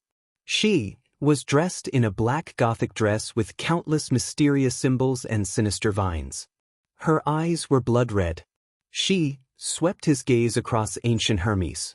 She opened her tightly shut mouth but didn't make a single sound. The spectator pathway's angel flashed with a faint light, turning into a plump, white rabbit. Ancient Bane, transformation curse. The rabbit didn't panic at all. Its body began to swell, becoming half the size of a mountain. One stomp was sufficient to trample him to death. To an angel of the spectator pathway, merely believing in their strength allowed them to be powerful enough without being at a disadvantage due to their appearance. As the rabbit turned into a monster, a subtle change happened in the ruins.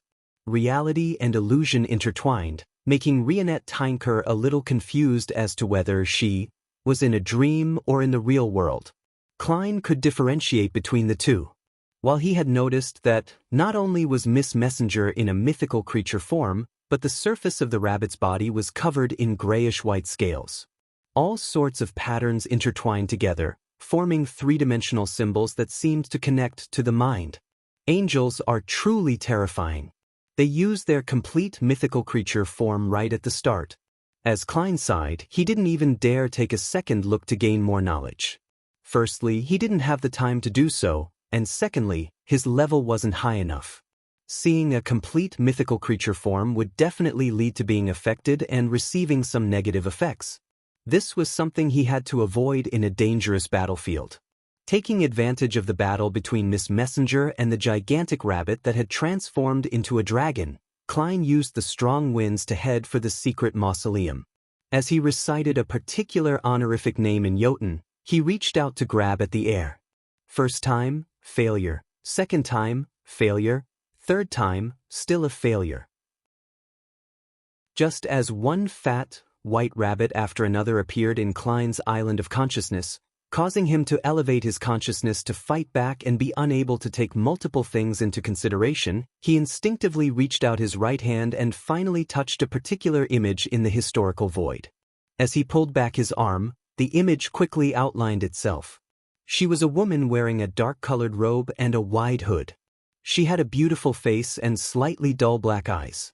This was the concealment angel of the Church of Evernight that he had met before. Later, he found out in the foggy town that this was Mother of the Sky, the daughter of the ancient god, Phlegria, and suspected to be the vessel for the goddess's descent. Since he was able to successfully summon the ascetic leader, Ariana, from the historical void in one try, Klein definitely thought of trying to see if he could summon her. He had been chanting the honorific name of the Evernight goddess. The employing of historical void projections by scholars of yore had a difficult-to-overcome restriction. It was that he was unable to summon something that involved the uniqueness. However, objects that were merely a vessel of a deity's descent depended on how much of the deity's power was carried by the corresponding historical void projection or if it involved the uniqueness.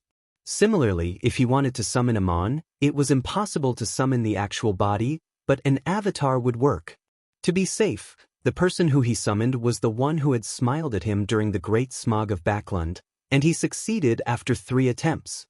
Of course, if it wasn't for the goddess's tacit approval, or perhaps providing some level of help, he might not have succeeded given 100 attempts, 1,000 attempts, or even 10,000 attempts. The beautiful lady didn't look at him, the summoner. Instead, she turned her head and looked down at the secret mausoleum. The entire underground ruin quaked as the dark and majestic mausoleum began to shake. Ripples appeared as though it was about to be moved into a concealed world. At this moment, 2 arms extended out from the outside world. One was pressed towards the gigantic doll, Rionette Tynker, while the other spread out its fingers to grab at Klein. These 2 arms were more than 10 meters long. They were pitch black on the surface, flowing with sticky liquids. Some of them were strangely protruding, some had skulls as heads, 3-dimensional eyes, or barbed tongues. Abomination Sua. The remaining guards in the underground ruins went crazy. Some raised their swords to kill their companions, or they raised their guns, aimed at themselves, and pulled the trigger. Klein's skin began to crack, and his consciousness was disturbed by a sensation of madness. He was unable to respond effectively. The concealment angel he summoned retracted her gaze through pure instinct, and she looked up at the 2 arms that seemed to come from the depths of a nightmare. Tremendous fear caused Sua's arm to tremble slightly. Not only did he fail to grab hold of Klein, he was even cursed by Rionette Tynker, causing him to be covered in green fur. Immediately following that, they began to fade as they struggled with all their might, trying to escape their concealed states. And at this moment, 3 figures appeared in midair in the underground ruins. They were Emperor Roselle, the first lone king, William Augustus, and the abstract angel formed from pure light. The historical void projections summoned by Zeradal followed closely behind. With so many angels descending at the same time, just the effects from their auras alone caused the entire space to quake, not to mention the intense battle they were engaged in. In an instant, the pitch-black mausoleum shook even more vigorously. There was even an obvious crack on its surface. Klein wasn't surprised at all, because this was his last contingency plan. When the enemy was too powerful and prepared, preventing him from creating an opportunity, then it was best to draw everyone together while destroying the mausoleum, thus creating chaos. This was the inspiration he got from the encounter outside Biome City. Back then, Abomination Sua and the byproduct of the Artificial Death Project attacked remotely while Sea King Kotman, Miss Messenger Rionette Tynker, and a demigod from the Rose School of Thought had participated in it, resulting in the collapse of an innocent mountain. At that moment, Klein wanted the secret mausoleum in this ruin to be like that mountain. He didn't believe that angels could control the damage to their surroundings when in an intense battle. And the lineup this time far exceeded the previous one. It's still not enough. Then let's make it a little more chaotic. As he controlled his spirit body threads to prevent them from floating upwards, he dodged and sensed the mysterious space above the gray fog. Using his basic control over it, he made it tremble slightly. In midair, a grayish-white fog appeared as the majestic palace appeared faintly. Sapphira Castle. In an instant, the sky above the Holy Wind Cathedral in Backland turned dark, as if a storm was brewing. A bird with dark eye circles watching over the Tussock River downstream moved its gaze. In the outskirts of Backland, where ruins number 1 was, Demoness Trissy had been robbed of several powers and suffered serious injuries. She was on the brink of death. Bang! She slammed against the cliff, almost embedding herself into it. Blood was everywhere. At this moment, she took out an item. It was a rectangular diamond-shaped charm. Yesterday once more. Chapter 1148. Not late. There were very few chances to use charms in high-level battles. No one would take the initiative to leave an opening for their opponent while they chanted the incantation. The reason Trissy was able to complete the corresponding action was because she had ignited wicked black flames from the inside out. As for the black flames, they seemed to absorb all the heat in the surrounding areas, causing thick ice crystals to form. Beyond the ice crystals, there were almost invisible spider webs that wrapped around them, forming huge cocoons. Relying on the 3 layers of defense, Trissy managed to buy almost 2 seconds, so she took out the rectangular diamond-shaped charm and chanted, "Yesterday."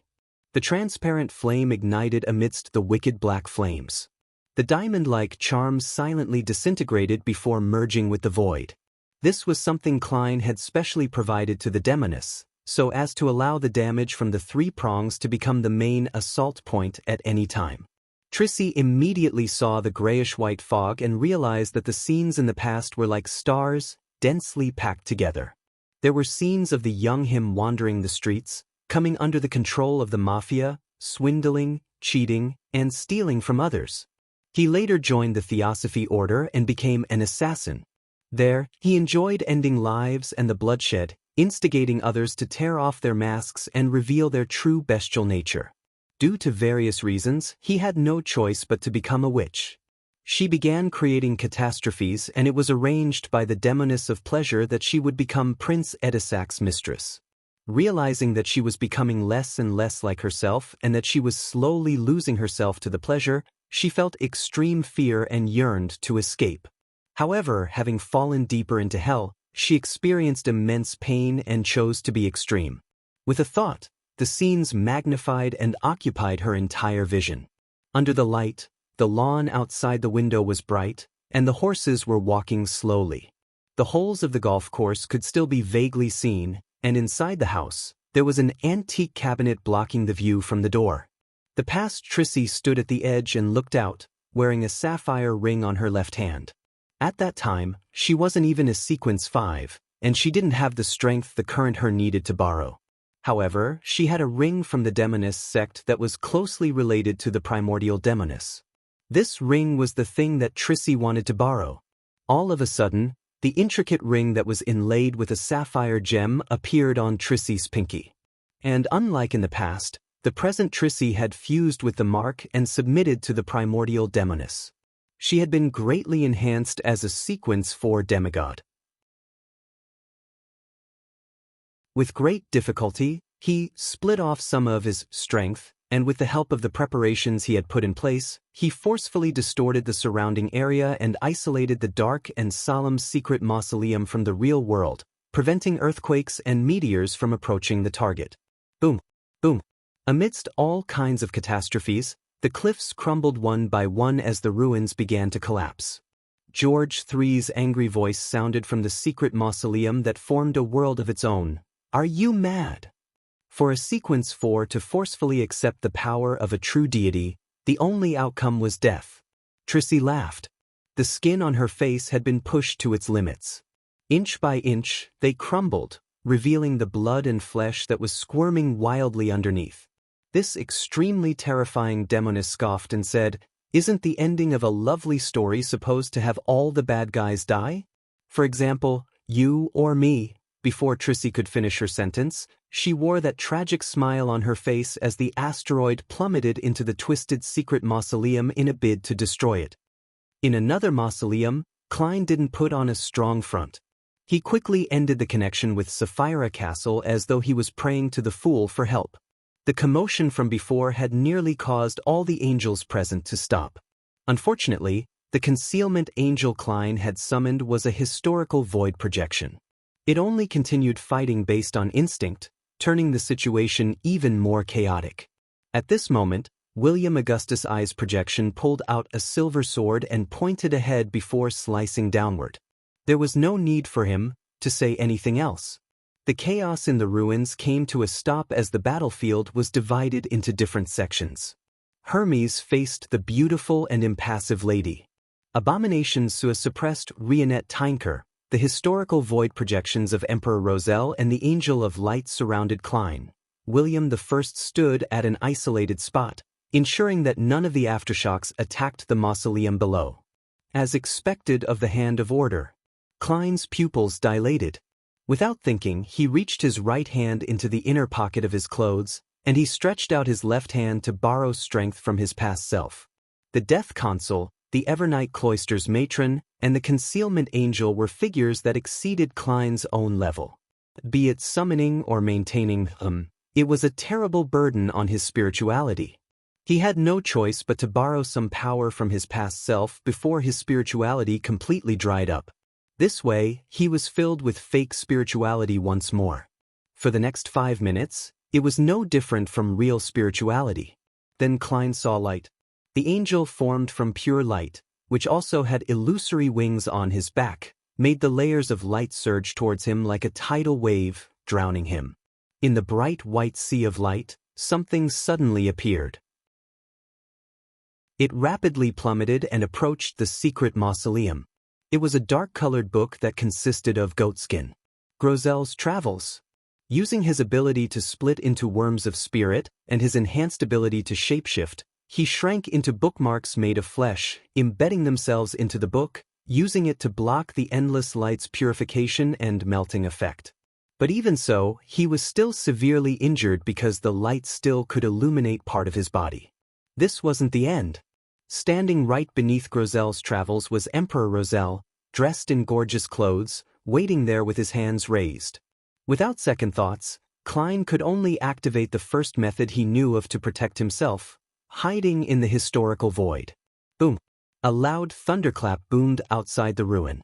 It rumbled in the distance in the beginning, but by the end of it, it was ringing in one's ears. Klein, together with the projections in the historical void, and all the living beings in the ruins were awed and turned stiff. Instantly, the sea of light dimmed. But no, there was a figure that wasn't affected, the Concealment Angel of the Church of Evernight. The beautiful but dull-looking lady took the opportunity to phase her body, transforming into many symbols that symbolized concealment and terror. She extended the strange world, enveloping Hermes, Rionette Tynker, Sue's arm, the Angel of Light, and William Augustus I within. Although Klein had summoned a historical void projection, a watered-down version, some essential parts remained. The chaos that Klein was anticipating was finally here. As for George III's other helpers, such as that King of Angels, they were still in other mausoleums. The moment the nearly transparent world took form, the angels inside began to resist. Amidst the chaos, the strange world easily tore apart. However, with the remnants of the angel's power being directed, the lady rushed out and headed for the secret mausoleum at the bottom. Boom! An even louder clap of thunder rang out. Emperor Roselle, who had attempted to stop them, was once again awed, unable to make any further attempts. In an instant, the dark and majestic secret mausoleum was hit. The cracks on its surface sank deep, causing its dark interior to present itself. In these rifts, blood appeared out of nowhere. Some were bright red and some were dark. Boom, boom, boom. Having restored his human form, Klein held Grozel's Travels while collectively launching air cannon with his scattered worms of spirit. The mausoleum, which was already on the verge of collapse, had finally collapsed, and even more blood gushed out. With the destruction of a mausoleum, George III's advancement ritual was no longer stable. He lacked the key pillar of support. If only one mausoleum was under attack, he might have been able to rely on his tenuous connection with them to put up a resistance to a certain degree. But now, he had suffered too intense of an attack.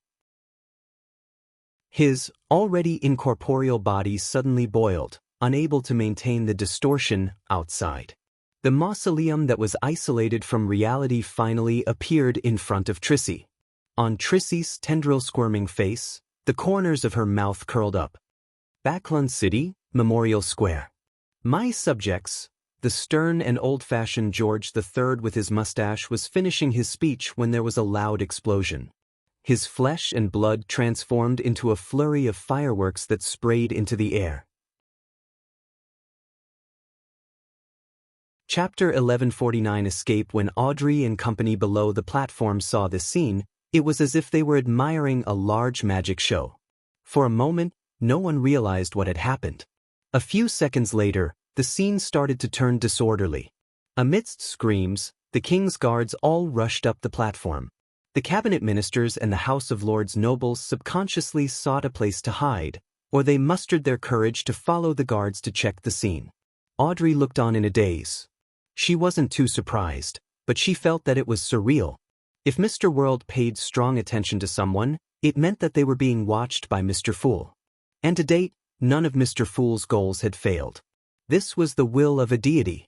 In the other municipal square in Backlund, Melissa, Benson, and company also heard the explosion before realizing that the king's speech had come to an abrupt stop. After a moment of silence, people began to turn rowdy as they began breaking out into a discussion amidst hushed whispers. Fear of the unknown and fear of the future slowly occupied their hearts. In the outskirts of Backlund, inside ruins number 1, George III's mind was a blur. He felt something that couldn't be resisted inside his body as a volcano of extreme madness erupted in his mind. It was changing his body while distorting everything around him. Indistinctly, he saw a huge black throne, one which he was sitting on. He wore an emperor's crown, looking down upon the real world with great pride. He had reign over his subjects, and he was equal to the deities. He reached out his hand in an attempt to grab this future, but countless curses and attacks of unknown origins kept striking him. It prevented him from touching that future. No, George III's hand, which had faded, hung in midair as his consciousness tore apart as his body mutated completely. Trissy, who had been reduced to a blob of flesh and blood, enveloped that shadow of order using her countless thick snake hair. Boom. In the outside world, in the area corresponding to ruins number 1, large amounts of dust were stirred up into the sky like the thickest of smog. Boom. The area became a humongous crater that was connected to the Tussock River, opening up an inlet for the river water to rush in. Rumble. High up in the sky, lights dimmed as a storm containing immense horror enveloped the area. Further away on a mountain peak, 2 figures watched this scene without anyone speaking a word. They were the demoness of unaging Katerina, who was wearing a pure white robe, and the pale, hooded red angel evil spirit. After 2 seconds, Saintess of White Katerina sighed softly and said, "The reason we wanted to find her was because Primordial told us that she has strong inclinations towards self-destructing." The red angel evil spirit listened silently as his expression twisted slightly. "I know who interfered with my response." Katerina thought of various answers, but she couldn't be sure. Ultimately, she chose to remain silent. The red angel evil spirit slowly said a word, "Evernight." After a pause, he suppressed his emotions and added, "Otherwise, I would have long found Trissy cheek." Without waiting for Katerina to respond, the red angel evil spirit turned around and left. In another ruin, a hint of joy flashed past Klein's eyes when he saw the secret mausoleum collapse and spill out copious amounts of blood. But it was ephemeral because he had to turn his attention back to his situation. With George III's ritual failing and him not becoming Black Emperor, it meant that his goal had been achieved. What followed next was to escape. At that moment, while the mausoleum's destruction didn't have any significant impact, Rionette Tynker followed her agreement with Klein, and she didn't stay any longer. She first entered the spirit world and fled deep inside it. The power she borrowed from herself was coming to an end. The maintenance of the beautiful concealment angel had already reached Klein's limits. After it transformed into a strange world, it naturally disappeared. Inside the half-collapsed ruin, Klein faced the arm of Abomination Sua, Hermes from an ancient time, Emperor Rosel's projection, William Augustus I's projection, and the Angel of Light projection, as well as the thunder that pointed at an unknown location. Any one of them had the ability to easily kill him. And for him to summon a historical void projection at the angel level wasn't something that could succeed within a few attempts. Without any hesitation, Klein's body turned incorporeal as he attempted to hide in the historical void. At this moment, a vortex suddenly appeared in the grayish-white fog in his vision. It was made up of countless transparent maggots that extended out transparent and slippery tentacles. Zeratl's actual body had appeared. He had been waiting in the historical void for Klein. At that moment, Klein's action of entering the historical void could no longer be reversed. All he could do was watch helplessly as he was pulled in by the vortex and thrown into the center. He wanted to snap his fingers and ignite another paper crane, but he realized that no flames could rise up there. Having probed him once, Zeratl was confident of his trump card. By relying on his level suppressing him and the authority of bizarreness, he made Klein unable to control the flames anymore. In addition, Klein's intuition told him that the destination after making a teleportation attempt was mysteriously connected to the vortex formed by the transparent maggots. He was unable to escape, nor could he summon enough helpers. However, Beyonders of the seer pathway never perform unprepared. The vortex formed by the transparent maggots slowly spun as it received a visit initiated by Klein. The transparent and slippery tentacles swam over in an unstoppable manner. They reached towards him, but they only wrapped around the ancient book covered in dark-colored skin. The blood on the book's surface hadn't completely faded. Grozel's travels. At the most dangerous moment, Klein pricked his fingers, allowing his blood to flow onto the surface of Grozel's travels. Then, with a whoosh, he entered the book world and temporarily escaped the fatal trap set up by Zeratl. The moment he entered the book world, he immediately stretched out his hand and grabbed forward, pulling out a marionette that he had temporarily possessed from the historical void. Vin Rambus. He had once tested that he could summon the projections of true history here. After all, it belonged to Sapphira Castle, and praying to the fool in the book world wasn't obstructed. Of course, if that didn't work, he had other ways to resolve it. He could summon Justice Audrey, who existed in the book world's history. In short, he needed a mid- or high-sequence Beyonder from the spectator pathway to bring him into the sea of collective subconscious, into the city of miracles, Liveseed, and into the Hall of Truth. Time was of the essence, so the faster, the better. This was because he had no idea how long before this sequence one would be able to grasp the secret of Grozel's travels, much less whether the other party would forcibly descend into the book world. He could only race against time. Vin Rambus, who was wearing a formal suit and a dark red bow tie, held onto him with a stiff expression. He directly entered the sea of collective subconscious formed by countless shadows. With the power of a manipulator, they quickly shuttled through and arrived at the City of Miracles, Liveseed, in seconds, appearing before the entrance of the Hall of Truth.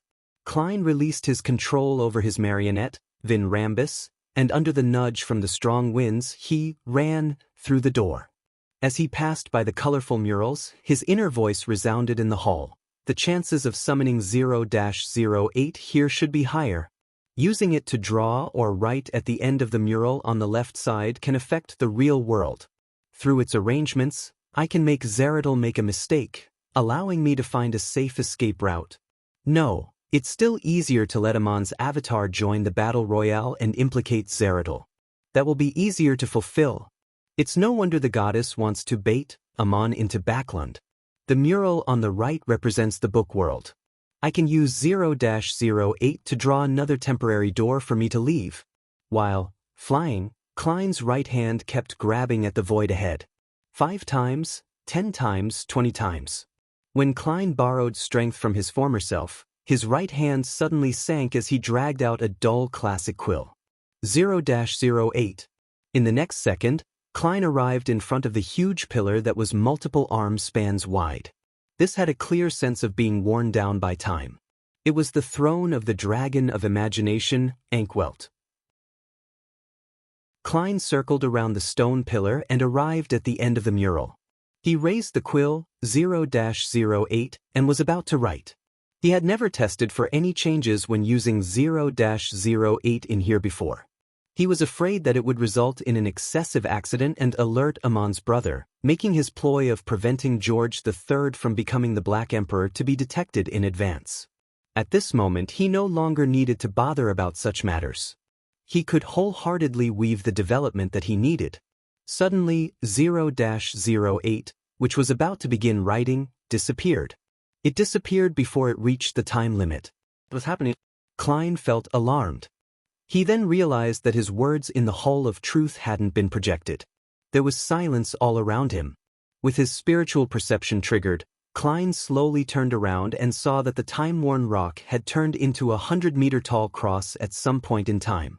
In front of the cross was a huge, blurry figure standing there. Facing everything with its back, it was observing all life with compassion. Inside the Hall of Truth, there were rows of black, high-back pews, but only one supplicant.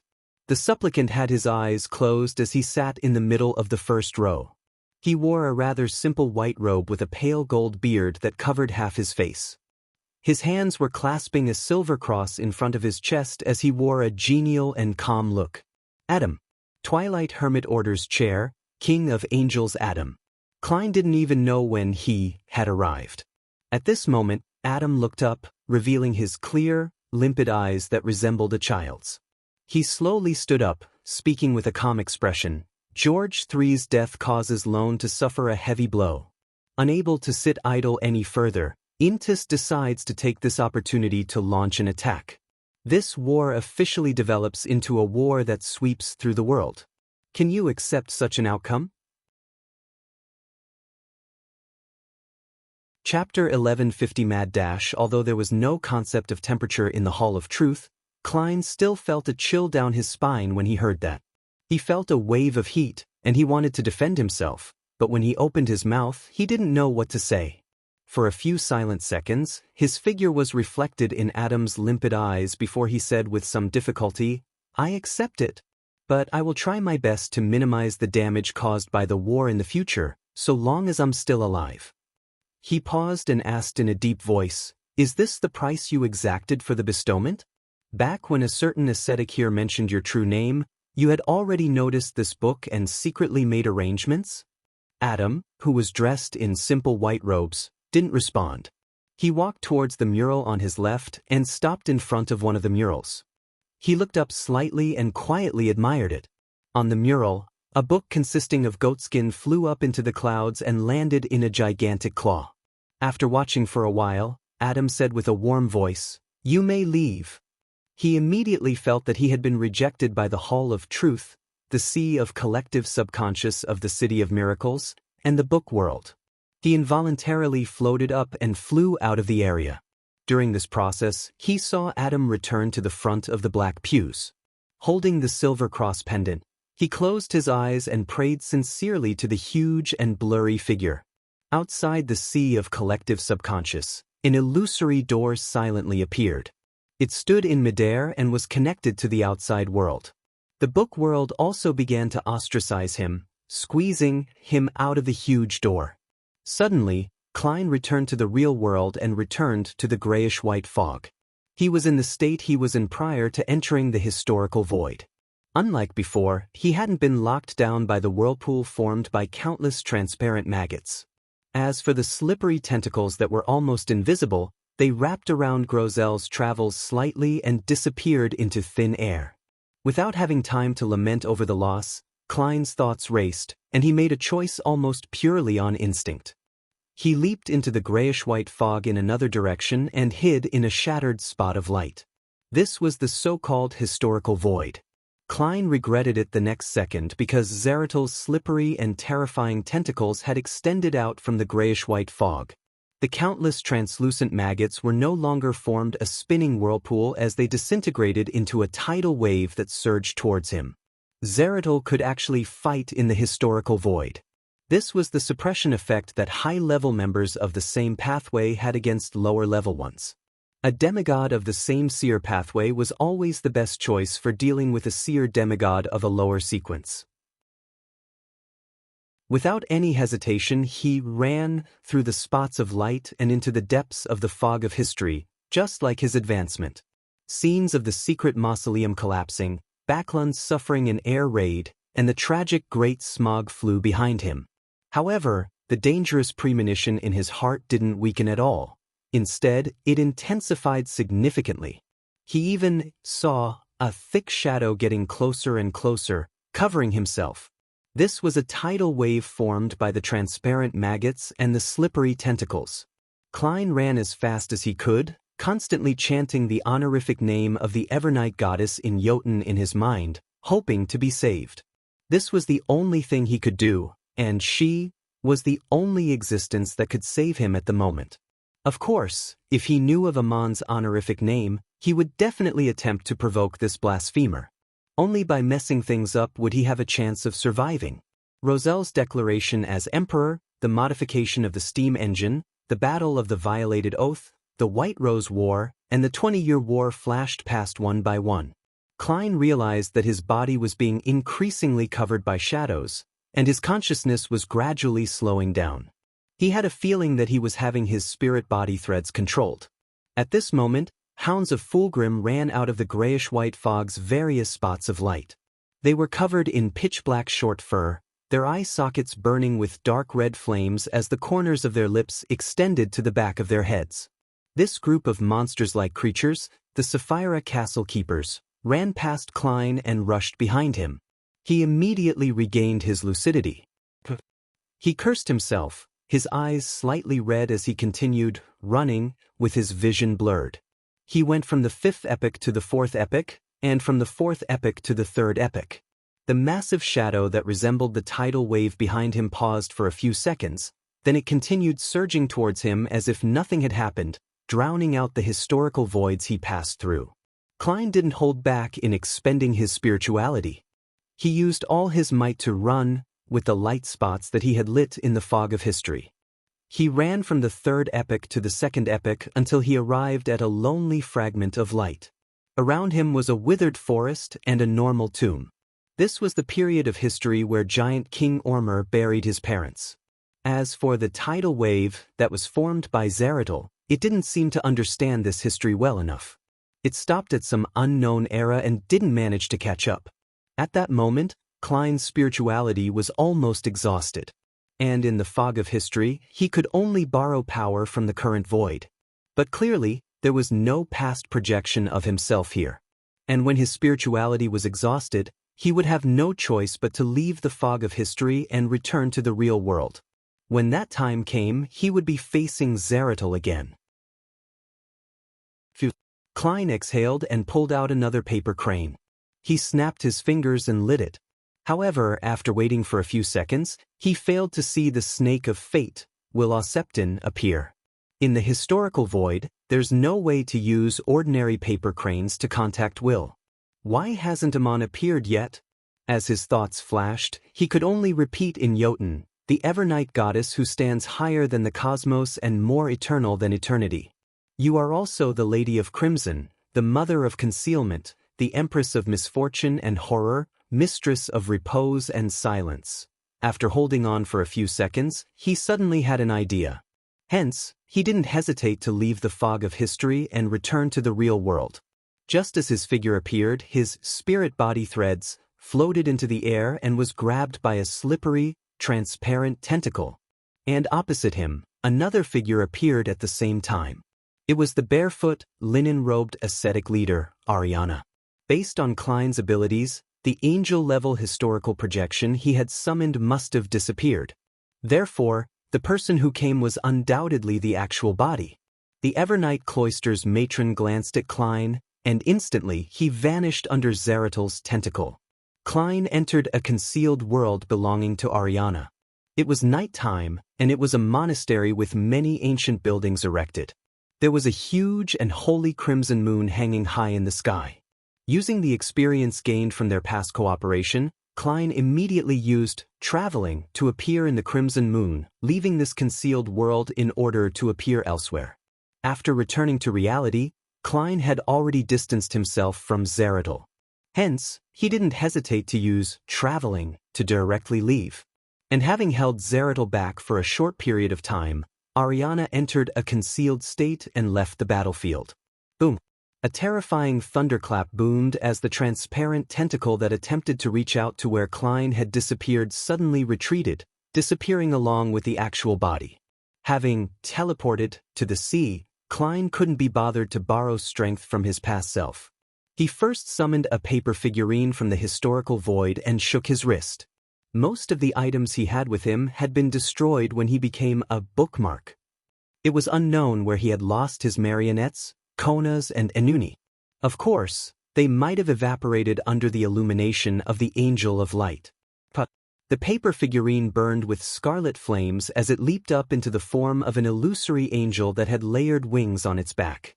It embraced him and removed any traces. Then he activated traveling once again and left the area.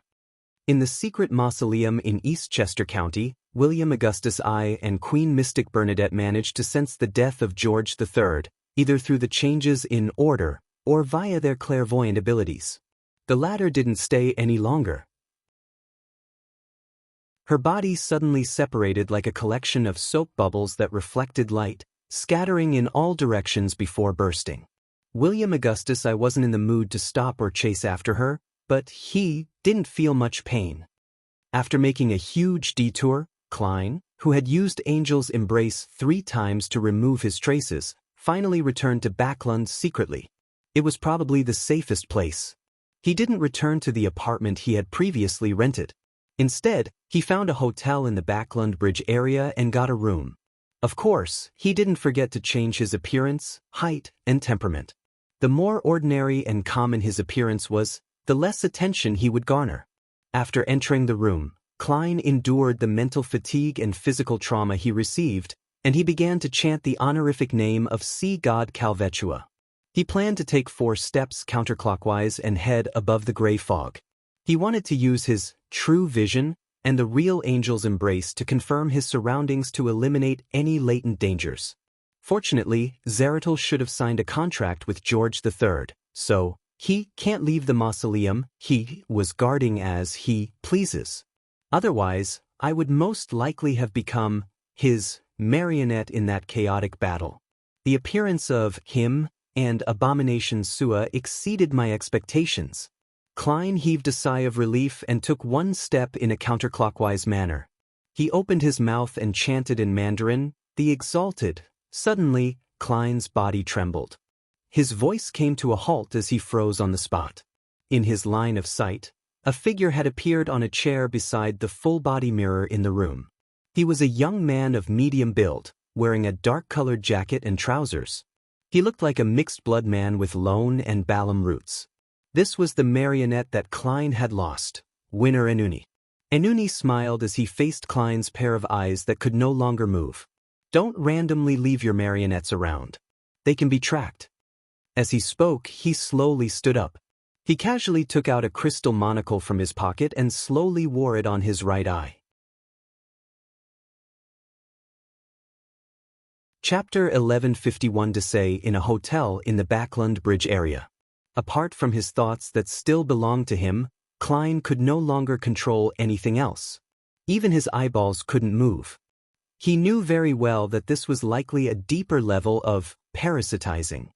In this state, he could only look ahead of him in fear and despair.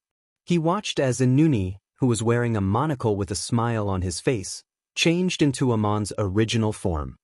He took a step forward counterclockwise and opened his mouth to speak in Mandarin in an articulate and mellow manner. The immortal Lord of heaven and earth for blessings. Did he steal my thoughts just now, or my ability to speak Mandarin? It should be the former, otherwise, he wouldn't be able to grasp this ritual. Klein's pupils couldn't widen as he watched. He felt an unprecedented sense of anxiety. As though sensing his emotions, the monocled man turned to look at him and smiled. He then took another step counterclockwise and whispered in Mandarin, the Sky Lord of heaven and earth for blessings. Following that, this blasphemer carried on the ritual with great familiarity. With every step he took, and every chant of the incantation, Klein's heart sank even deeper into a dark swamp, as though he could no longer see any light. The celestial worthy of heaven and earth for blessings. When Amon took the final step and recited the final incantation, a boundless grayish-white fog suddenly appeared in front of Klein. He heard layers of pleas. There was no need to listen carefully, as he understood what it meant with his spiritual perception. After advancing to Scholar of Yore, he had obtained basic control over Sapphira Castle. No matter who it was, Even if they had the correct ritual and corresponding incantation, they needed to obtain his permission to enter the world above the gray fog. Reject him. Klein was instantly delighted as this idea clearly surfaced within him. However, just as he had this thought, he had forgotten it. Standing there, he looked like a statue carved from stone. His intention of rejecting Amon had been stolen by... Klein once again felt despair, but the grayish-white fog in front of him and the prayers in his ears didn't disappear. Klein was first taken aback before he understood what was going on. I understand. I have to head above the gray fog myself and control Sapphira Castle to give him permission to enter. There is no default option. This thought was like a straw which Klein grabbed at without any hesitation. It prevented himself from sinking into the water silently without anyone hear him cry. Although he still didn't know how to make use of this matter, his intuition told him that a slim possibility and his only hope could be hidden in this detail. At this moment, Amon stopped the attempt and cast his gaze at Klein. Clearly, he had failed to successfully enter Sapphira Castle. This angel of time adjusted the monocle on his right eye and smiled without any change in expression. Honorable Mr. Fool, your idea of saving yourself is very interesting. Amon had used the standard loan language, but every word seemed to be able to stir the powers of nature, creating one explosion after another in his mind. How is he so sure that I'm the fool and not the blessed of the fool? Klein felt his body turn cold as the hope that had just surfaced sank into the water once more. How am I certain? Amon sked and pulled the chair from before over and sat down. He pointed at the round stool opposite him and said, "Sit down, don't stand on ceremony." The moment he finished his sentence, Klein couldn't help but stride forward and sit on the round stool. Amon looked around the room and grabbed Klein's black silk top hat. He put it on his head and said with a smile, "Did you think that I wasn't aware that the ritual would be unsuccessful? It hasn't been long since Sapphira Castle produced an anomaly, so how could I forget? I just want to see your reaction. And you subconsciously felt despair and instinctively rejected me. That was very interesting. If you weren't the one who was called the fool, how could you have such thoughts? Dear Mr. Fool, am I right?" As he repeated the 4 rhetorical questions, Amon looked rather pleased, as though he was an old hunter who had caught the fox's tail. I fell for his scam. Only then did Klein realize why Amon wasn't disappointed at all. He subconsciously wanted to deny it, but after some thought he calmly said, "Kill me." "I can speak now?" Klein tried to control his body, but it was completely impossible. In the next second, he was prepared to recite the honorific name of the Evernight goddess, but this thought was immediately lost. The thin-faced blasphemer Amon pressed down on his right monocle and maintained his excited state from before. "So that you can be reborn in Sapphira Castle? The more I talk to this fellow, the more mistakes I make?" Klein shut his mouth tightly and didn't say another word. When Amon saw this, he shook his head with a smile. "There's no need to be so afraid. Actually, there's no bad blood between us." Sitting on the round stool like a doll, Klein was stunned for a moment, but he didn't respond. Amon leaned forward slightly and looked into his eyes before continuing with a smile. "The only conflict we have is regarding Sapphira Castle. But do you really wish to shoulder that fate? Aren't you worried that the original owner of Sapphira Castle will revive within you?" This was something Klein was very concerned about, making him at a loss for words. Amon pinched the crystal monocle and didn't urge him to answer. He smiled and said, "If you give me Sapphira Castle, all the problems will be resolved. That way, whether the original owner of Sapphira Castle comes back to life, or if the corresponding fate can be shouldered, the person who needs to worry is me, not you. Also, I'll be the one to take over the subsequent arrangements of my zealous brother, Dor, and Lil Zeratl's pursuits and the benediction of Evernight. And you will be freed from all this and just stay as a Sequence 3. Why would I want to kill you? What's the point of killing a Sequence 3? Even if I want to retrieve the characteristic, it's still expendable. My prey will only be Palez, Lil Zeratl, and Dor. The rest will purely depend on my mood. As for the organization that you established, I can also help you maintain it. It's very fascinating and interesting. If you think this price isn't enough, then I can make you my blessed. Heh, are you not pretending that the fool is the angel of time Aman in the city of silver? This can turn into a reality in the future. I will lead them out of the forsaken land of the gods and see the light outside. When the time comes, you'll still have a chance to advance to sequence 2 and become an angel. This is practically taking over all my worries and hardships. There are only benefits left. Klein, who didn't have a huge desire in becoming a true god and controlling Sapphira Castle, heard his heart palpitate with excitement. If he hadn't known that Aman was the #1 master in deceit, he would have agreed to it on the spot. But in the end, he still said without any expression, "Kill me." "Is that the only thing you know how to say?" Aman said without any signs of anger. He looked at Klein with piqued amusement. To him, this was a very interesting matter. It was completely understandable that he would encounter difficulties during the process. They only served to make success even more fulfilling and delightful. "I'm just a heartless broken record." By lampooning, Klein eased his depression and despair. Instead of answering, he asked, "How do you know that the City of Silver thinks that you are the fool?" He didn't dare to say that the City of Silver still suspected that the fool was the god that Aman believed in, afraid that he would provoke him. Of course, if Aman was the type of person who would lose his intelligence after being provoked, he definitely would have tried doing so. This was because he now suspected that, after gaining initial control of Sapphira Castle, he would be reborn above the gray fog after his death. Unfortunately, Aman wasn't a king of angels from the storm pathway, but a god of trickery that gave even the true deities a headache in the 4th epic. Aman laughed and said, "Do you think I only have 2 avatars in the City of Silver? Since you, the fool, and the hanged man have intervened, then I'm happy to quietly watch from the sidelines." The City of Silver is still accommodating Aman's avatar. Who's the fellow who was parasitized? Yes, previously, the members of the Giant King's Court's exploration team weren't parasitized. This is something that can be confirmed. As his mind tensed up, Klein felt that it was only natural. This was because Leonard had once told him that seeing one Aman meant that there were a bunch of Amans lurking around. It wouldn't just be a small handful.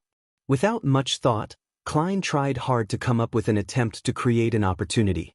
"You didn't rob me of my destiny directly because you can't handle it right now?" Aman nodded frankly and said, "Yes, that's why I want to make a deal with you peacefully. But since you rejected my offer, I can only bring you to see my real body, to a sufficiently safe place. Then, your destiny will be taken away. When that happens, your ending will not be as good as I just said earlier." As he spoke, the black-haired, black-eyed man with a broad forehead and thin face slowly got up and walked towards the door. With that, Klein stood up and followed behind like a puppet.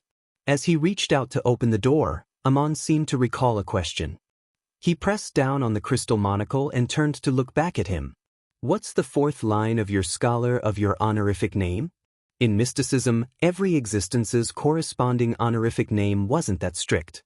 As long as one used the correct format and certain descriptions to narrow the scope to prevent any ambiguity, they could point towards the corresponding hidden existence. This was also why quite a number of heretics who knew anything about mysticism could randomly make up honorific names while still receiving feedback. Of course, if it wasn't for the honorific name given by the hidden existence, there was no way to enjoy receiving feedback. Whether they established a connection or not depended on whether the existence was interested in the supplicant. Previously, Aman had used his understanding of the scholar of Yor and German Sparrow, and the powers of the Marauder Pathways Sequence 7 cryptologist, to restore the full honorific name that could point accurately to German Sparrow. However, he didn't attempt to pray and use the automatic response to establish a connection to lock onto Klein's location, because his godhood intuition told him that there was a problem with the 4th sentence, dooming him to fail. The 4th line of Klein's honorific name flashed across his mind, but he had no intention of telling Aman. At that moment, Aman opened his mouth and read out his thoughts. Protector of Backlund magic and drama performers. This so-called Angel of Time and blasphemer fell silent for a few seconds after saying it out loud. Then he smiled very happily. After laughing, Aman adjusted his monocle on his right eye and said with a smile, "To be honest, this is all very interesting. Are you really not considering becoming my blessed?" Klein opened his mouth and gave a familiar answer, "Kill me." Chapter 1152, Terror. Upon hearing Klein's reply, Aman smiled and shook his head. As he reached out to open the door, he casually asked, "How did you think of such an honorific name? It needs to have a certain connection with myself, but also be able to avoid others from using the prayer's automatic response to lock onto me. There aren't many such honorific names." Seeing that his identity had been exposed, there was no need for Klein to hide it any further. Furthermore, he hoped to use such a conversation to grasp an opportunity. At the same time, his mind raced as he began thinking about how to save himself. "I've been deeply parasitized. If I have any thoughts that aren't beneficial to Aman, it will be easily sensed and detected by him. Today is Saturday, and it's almost Monday again. If the fool suddenly stops the tarot gathering without any warning, the other members will definitely be terrified, nervous, and confused. Here, those who have the means to contact the world will definitely attempt to summon the messenger to ask for the reason. And once Miss Messenger approaches me, she will be able to discover the existence of Aman. Then, she can use the yesterday once again charm to recover to her peak condition. With the complete strength of an angel, she has a sizable chance of rescuing me from Aman's avatar. The most important thing for me now is to persist and live for 2 days. Yes, since Aman can't steal my fate right now, why did he try to trade peacefully? Even if I agreed to it, he wouldn't dare to let me go above the gray fog to grant him permission. That would mean that I'm free from his control and able to Sapphira Castle to effectively purify and make a counterattack against the parasite.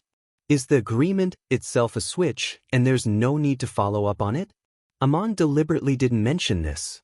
As expected, it was a scam.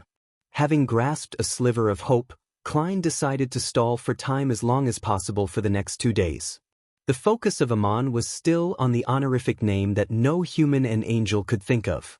As he walked out of the room, he scratched his chin and said, "Have you provided any protection to Backlund's magic and drama performers?" "I've protected a trick master before." Having made plans, Klein was much more cooperative than before. He answered simply, "I'm a magician myself. I've performed many times in Backlund." The monocled Aman nodded. "Barely counts." He then walked out of the hotel room and went down the stairs to the street. Like a servant, he followed behind without any abnormalities. Looking to his left and right, Aman pinched his monocle and sighed with a smile. "How regretful." "What's there to regret?" Klein asked in puzzlement. "I've already been caught by you. What else do you have to regret?" Aman pressed down on his silk top hat and maintained his smile. "You can make a guess. If you can guess correctly, I can give you a better ending." Klein didn't believe in his promise at all. In order to not be tricked into revealing more secrets, he shook his head and said, "I can't guess it." "How boring," Aman said simply. He clenched his right hand into a fist and lightly tapped on his monocle. From the pedestrians, the trees by the side of the street, the sparrows on the rooftops, the rats in the muddy corners, and all kinds of living creatures in the air, illusory worm-like figures flew out, returning to Aman like stars. This son of a god's status instantly rose to the level of an angel. As for Klein, he raised his left hand, and the human-skinned glove suddenly turned transparent. This was the activation process of traveling. At that moment, the only thing on him which was real was creeping hunger. The rest were made by using the powers of a faceless, as well as the glove using flesh and blood as the material. Seeing that traveling was about to begin, Klein was taken aback as he blurted out, "Why didn't you teleport in the room?" He had expected Aman to leave Backlund with him. After all, this was a place where even a king of angels had to be wary of.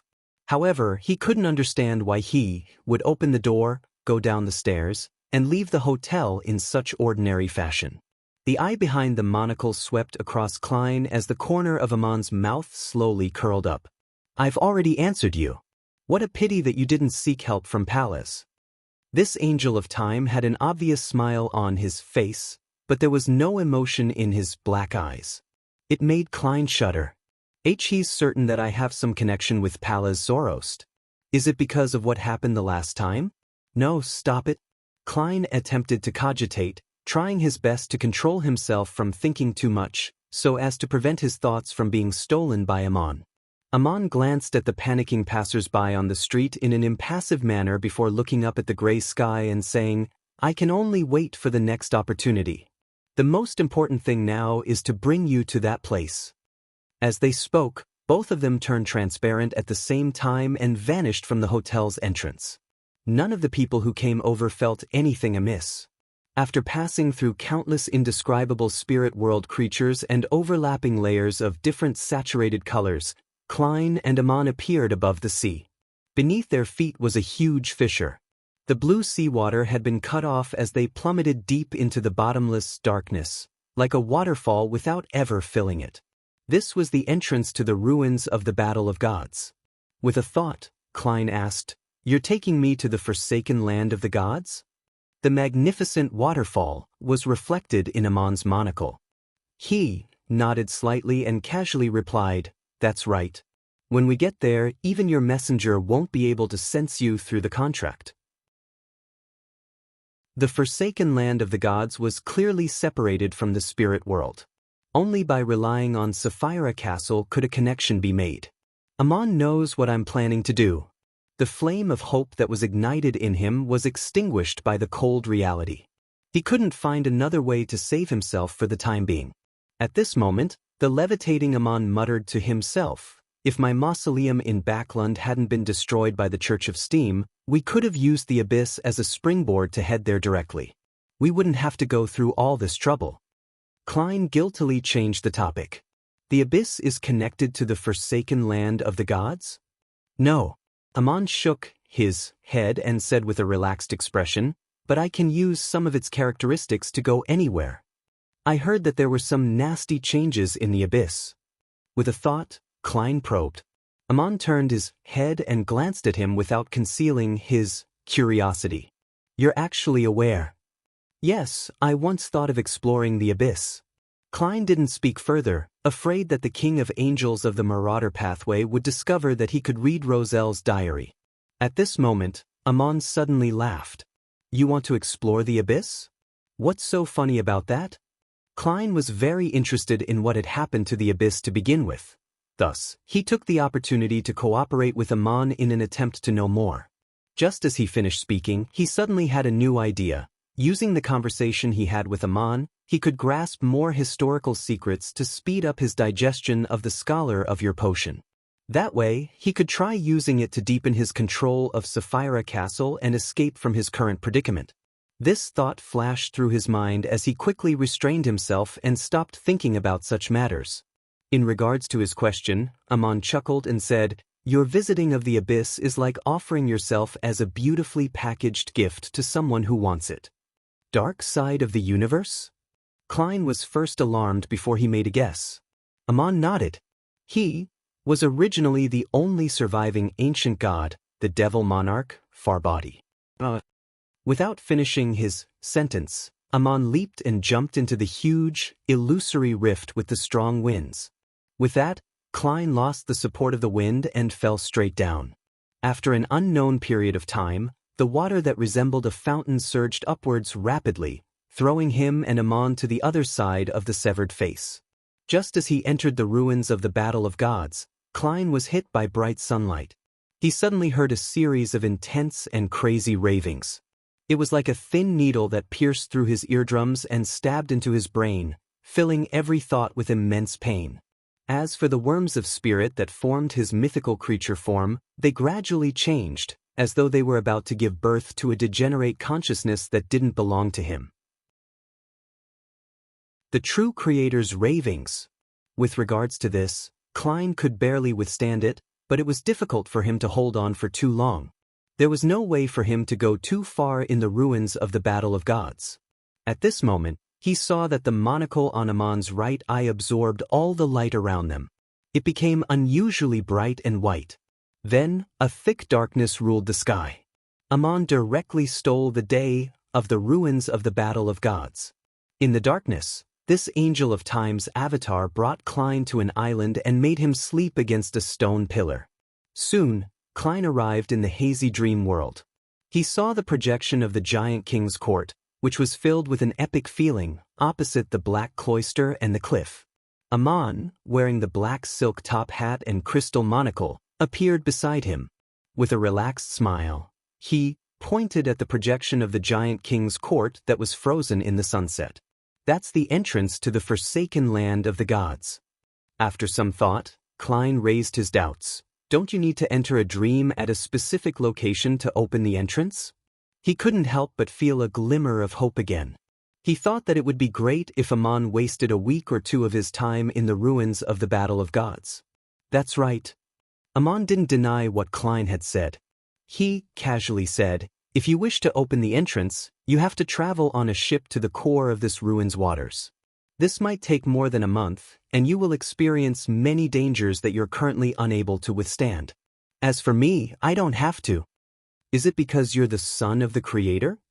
Klein guessed in deliberation. No. Ammon had one hand in his pocket as he turned to walk to the black cloister's entrance.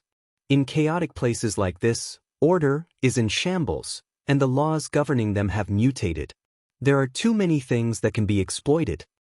As this Angel of Time walked, he turned to look at Klein.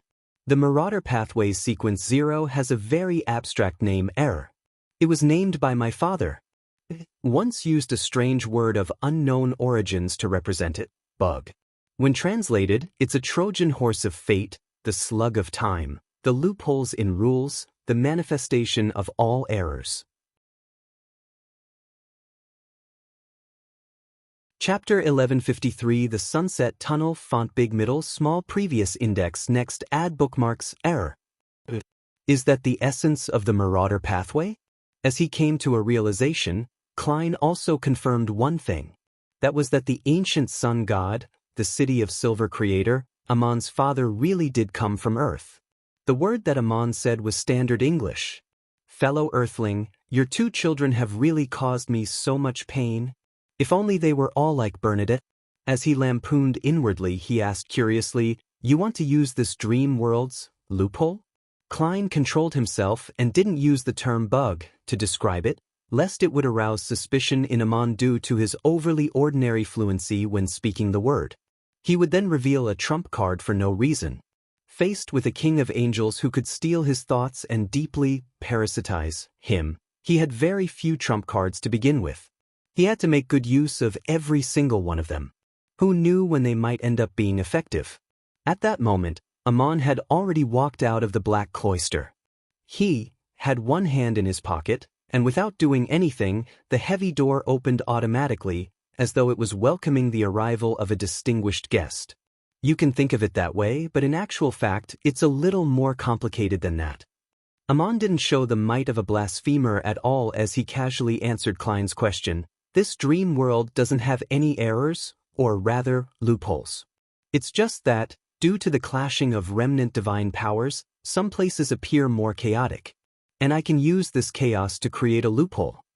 As the huge door that was prepared for the giant was completely opened, Ammon pinched his monocle and walked into the hall, venturing deep inside.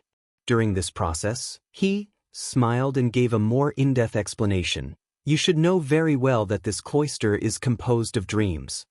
Yes, it comes from the dreams of different living beings in the ruins of the Battle of the Gods. After some thought, Klein added, it might also be left behind by some dreams from the past. At that moment, the man and angel walked on a winding black staircase. The light of dusk shone through the stained glass from high above, bringing with it a feeling of burning holiness. Ammon touched the human skull engraving on the railings and smiled as he took in the surroundings. Generally speaking, the area you enter this dream world is where you end up when waking up, regardless if you're in the dreams of other living beings in other seas. Unable to nod, Klein could only express his opinion with words. That's right. And after I create a loophole, I can wake up in the corresponding location by entering other dreams. Clearly, this cloister is much smaller than the sea ruins outside. The structure is even narrower. Perhaps, we can reach our destination in a few minutes. There was a hint of joy in Amon's tone. To him, creating and exploiting loopholes was a joyous matter. Amon is actually able to use such a method to quickly pass through the ruins of the Battle of the Gods. We won't even be wasting an hour or two, much less 1 or 2 weeks. As expected of a king of angels, the blasphemer of the fourth epoch, the glimmer of hope that was generated in Klein vanished instantly. He wasn't sure if Amon had deliberately not mentioned it in advance, so as to enjoy watching the bubbles of his target's hope being popped time and time again. Or he didn't care about such trivial matters. All he could do was to curb his heavy depression and say, "You want to control the core dream of this illusory world?" He remembered Queen Mystic Bernadette mentioning that she didn't dare enter the black wooden door in the deepest depths of the cloister. "It's not me, it's us," Amon replied with a smile. He seemed to suddenly recall something. He raised his hand to adjust his monocle and asked with interest, "Why did you put a monocle on your marionette? I didn't even need to prepare one myself." Feeling awkward for a second, Klein thought for a second and decided to answer truthfully, "Not long ago, in order to digest the Bizarro Sorcerer Potion, I deliberately wore this monocle in front of the Red Angel Evil Spirit." Amon, who was walking down the stairs, suddenly paused. He turned his head to look at Klein and smiled. "Very interesting." This Angel of Time said thoughtfully, "To think that Medici hasn't completely died. Next time if I encounter him, I'll disguise myself to look like you, and then I'll wear a monocle in front of him again. Poor Saron Einhorn Medici. As a whole king of angels, can you not be so senseless? Is this the so-called god of mischief?" When Klein heard that, he felt wistful, not knowing what to say. Amon pressed down on the crystal monocle and asked, "Did you wear this monocle on your left eye?" "How did you know?" Klein was shocked, imagining that Amon had stolen the scene from the fog of history. "How did I know?" Amon said with a smile. "There are 2 possibilities. Firstly, it's because you're of a beyonder of a low level, so you're definitely not a match for that fellow Medici. You were afraid that if your disguise was too realistic, then you would incur a fatal subconscious attack and deduced that you would be better of doing so. Secondly, if you had the intention of imitating me and ended up doing an accurate imitation, then I might be able to use the ripples generated by fate to detect the incident. Since I didn't notice it, it must mean that the monocle was worn on the wrong spot. Make a guess. Which possibility is it?" "I will choose the most dangerous possibility, regardless of whether it's true or not. This way, I will be even more careful and cautious in the future when it comes to matters like this. Of course, there must be a future first." Since Amon didn't show any signs of viciousness or oppression, Klein had unknowingly let down his guard and felt that Amon was an easygoing king of angels. But now, he suddenly snapped to attention as he came to a realization that this was a trait of a master swindler. "The second possibility." Klein gave his answer. Amon didn't say if he was right. He reached the bottom of the stairs and came to the lowest level of the cloister. He stopped in front of a black wooden door covered in strange patterns. "I've been here before. Once this door is fully opened, the power inside will shatter the dream world in its entirety," Klein said as he attempted to extract more historical secrets from Amon. Amon reached out for the handle, his thin face impassive as he said, "This is my father's final dream. The corresponding location is where he perished. The ruins of the Battle of Gods was where Ro's redemption attacked the ancient sun god, the source of the cataclysm." When Klein heard that, he tensed up as his thoughts raced. With regards to this answer, after understanding the formation of Ro's redemption, he had a corresponding theory regarding the various abnormalities in the ruins of the Battle of Gods. He wasn't too shocked now, and the scholar of your potion had even been digested to a certain degree. Immediately following that, he let out an indescribable sigh. This was the closest he had gotten to the ancient sun god. Previously, when he saw it through dream divination, they were separated by a distant stretch of both space and time. The ancient sun god and Emperor Roselle were the protagonists of an era, but in the end, they ended up miserable. The ending was tragic. Roselle still has the means of being revived. I wonder if this former creator had any similar setups. Dark Angel Sasser? The true creator? Amidst his thoughts, Amon opened the black wooden door covered in strange patterns. There was a sea inside, and the blinding sunlight shot straight at it. There seemed to be a rich gold color hidden in the waves. Klein didn't understand what the thick gold represented previously, but now, he had a preliminary idea. It was the blood of the ancient sun god. Before he died, he was affected by the power of the Evernight and fell into a dream. He dreamed of his body being torn apart, staining the sea with blood. Clang. As the black wooden door opened, an unimaginable aura emanated out, causing the entire cloister to violently shake, as though it had encountered an earthquake that could destroy this world. Amidst the dust and collapsed stone bricks, the two of them entered the golden sea through the wooden door. Following that, he felt his spirit body melt as his psyche evaporated. In seconds, he would become fertilizer for the dream. At this moment, bright and pure white light shone out from Amon's crystal monocle, instantly shattering the dream world. He returned the day he had stolen to the ruins of the Battle of the Gods, allowing the place to turn from night to day. At the same time, his and Klein's figures turned somewhat transparent. Then, they appeared in midair above a sea that was dyed golden. The temperature here was higher than what Klein imagined, but it wasn't as dangerous as the dream. Or rather, the sea in the core region of the ruins of the Battle of the Gods was separated into safety zones due to various clashes of divine power. As long as one didn't blindly explore the area, then there wouldn't be too much of a problem. In the next second, Amon's monocle drew in all the light from his surroundings, making himself appear extremely bright. Day was stolen and night had fallen once again. After the two landed on an island in a safe zone, they once again entered the dream world. This time, they appeared outside the black wooden door covered with strange patterns. Amon adjusted his monocle, which he wore on his right eye, and pulled it with his left hand, stealing the distance between the entrance and the cloister. Both of them took a step forward at the same time, leaving the cloister and arriving at the edge of the cliff. Opposite them was the projection of the giant king's court that was frozen in the dusk.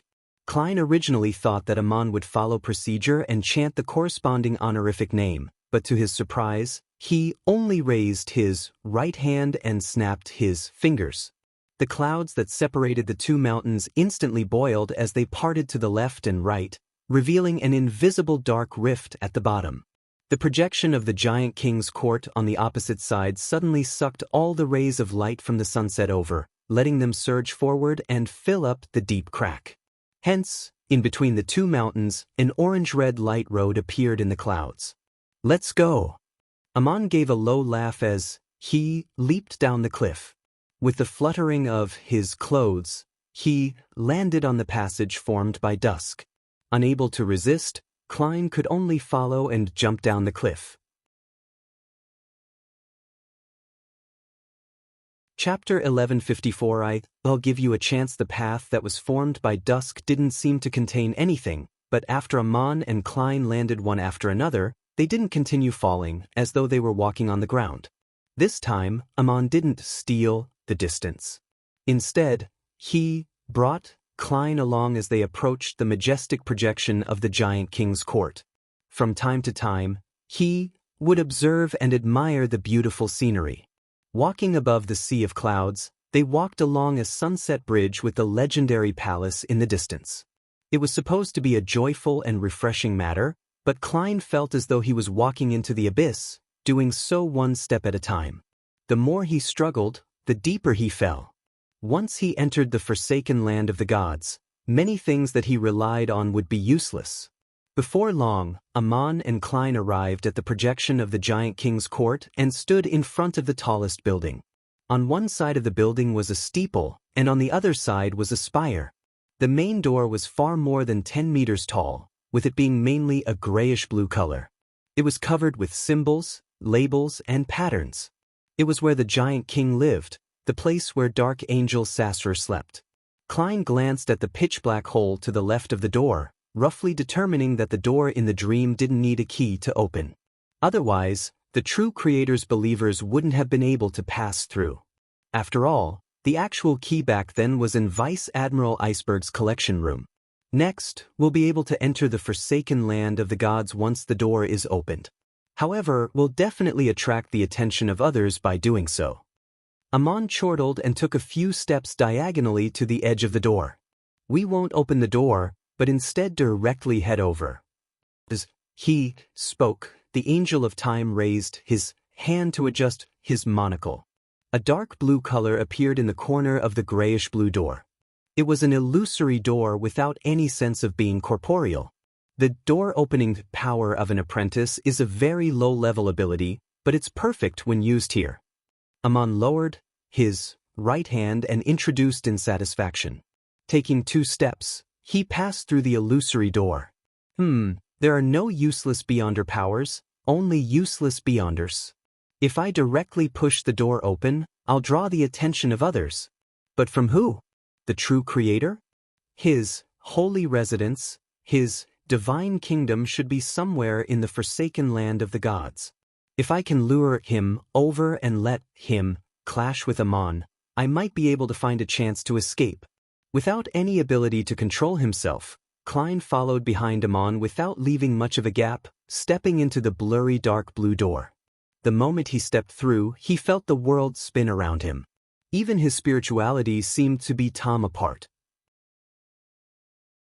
After the abnormality disappeared and his condition was restored, he realized that he was on a beach that was soaked in the glow of the sunset. The sand and stones here were all black in color. Deep blue waves surged over from afar as they crashed into the coast, one wave after another, but they didn't produce any sounds like they should have. They were quiet, like a grand illusion. This sea is an illusion.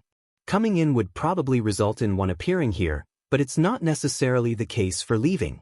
According to the principle of reciprocity, if one wants to leave, they can only open the residence of the Giant King, where Dark Angel Sasser is in deep sleep. With a sudden realization, Klein turned his head and looked in another direction. It was a mountain bathed in dusk. On it were countless palaces, towers, and many majestic city walls. This was the legendary Giant King's court. Even if the City of Silver could find a path that leads to the beach, it would be meaningless. From the corner of his eye, he saw that Amon had changed his image. He wore a black classical robe and a pointed hat of the same color. He changed from being a gentleman from the present era to an ancient mage that originated from the 4th or even the 3rd epoch. With a thought, Klein continued looking at the Giant King's court, which wasn't too far away. He casually said, "Dark Angel Sasser is sleeping in the palace of the Giant King." Amon stood to his side as he looked in the same direction and said without any change in expression, "I know. I've entered the Giant King's court and even visited the graves of Ormer's parents." As expected, one of Klein's guesses was finally confirmed. He deliberated and said, "What answers you searching for one? You can make a guess." Amon continued looking at the Giant King's court and laughed. "If I had any idea, I wouldn't need to ask you." After thinking for a few seconds, he said, "Some secrets of the 1st epoch?" "You can say that," Amon replied without much concern. Klein hesitated for a moment before saying, "Aren't you curious about Dark Angel Sasser's condition?" "I am." Amon didn't change the direction of his gaze as he said with a smile, "But compared to me, there are still many people who are more interested in that. My zealous brother, the Hanged Man, the Dragon of Betrayal, as well as Evernight, Storm, and White. I want to see who's the first one who isn't able to hold back. Haha, if I can steal everything of importance inside at the critical moment, their expressions will definitely be very interesting." Just thought, the reason for stirring up such a huge matter was purely to cause trouble, to gain some excitement? Klein frowned slightly and realized that Amon's values were different from that of humans. This is a natural mythical creature, completely different from humans. Why can I frown on my own? Just as he came to a realization, he sensed that something was missing in his body. He subconsciously turned his head to look at blasphemer Amon. There was a semi-translucent worm of time with 12 rings in Amon's hand. He smiled as he looked into Klein's eyes and said with some anticipation, "Since we've already arrived at the forsaken land of the gods, there's no need to worry about external interference. I'll give you a chance. Before I reach my true destination, I will no longer parasitize you. You can use every method that you can think of to escape, and I will try my best to stop you. Good luck. Don't disappoint me." For a moment, Klein couldn't believe what Amon had just said. He suspected that Amon was bluffing him. But when he thought of Amon's behavior all this while, he felt that it was something that was in line with his character. "All right." As his thoughts raced, he took a deep breath and solemnly replied under the orange glow of the sunset. Backlund, Parliament House. Due to King George II's sudden self-destruction, none of the nobles and members of Parliament were allowed to return to their respective homes. Instead, they were gathered here to receive heavy protection from the 3 churches and the military. Dressed in a pure black dress, Audrey stood behind the railing on the 2nd floor and quietly looked down. As the matter had happened too suddenly and lacked any prior warning, she still found it surreal despite receiving some indication from the world German Sparrow. She seemed to have transcended reality and was watching a performance. Her father, brother, and the other nobles and members of Parliament were gathered in cliques as they occupied different small rooms. From time to time, one would walk out of the small room, bringing with them the stench of smoke and their gentlemanly attire as they rushed to another discussion circle. The ladies and madams sat in the lounge. Most of them had yet to return to their senses as their eyes were dazed and their bodies trembling. The parliamentary staff and the military's middle and low-ranking officers were running about everywhere, transmitting information from different places. A soldier dressed in a red shirt and white pants walked in from the outside and handed a stack of paper to the officer in charge of the hall. The officer glanced at it and immediately called for his assistant. He pointed at the small room where Earl Hall and the rest were in. Without asking anything, the adjutant took the documents and ran towards his destination. All of this happened in a very quiet environment. Only the sound of footsteps and faint whispers echoed in the air. It was as if it was a huge oil painting drawn on the canvas of the real world. The gorgeous decorations, dark colors, dim lights, and the expressions on everyone's faces created an extremely heavy atmosphere.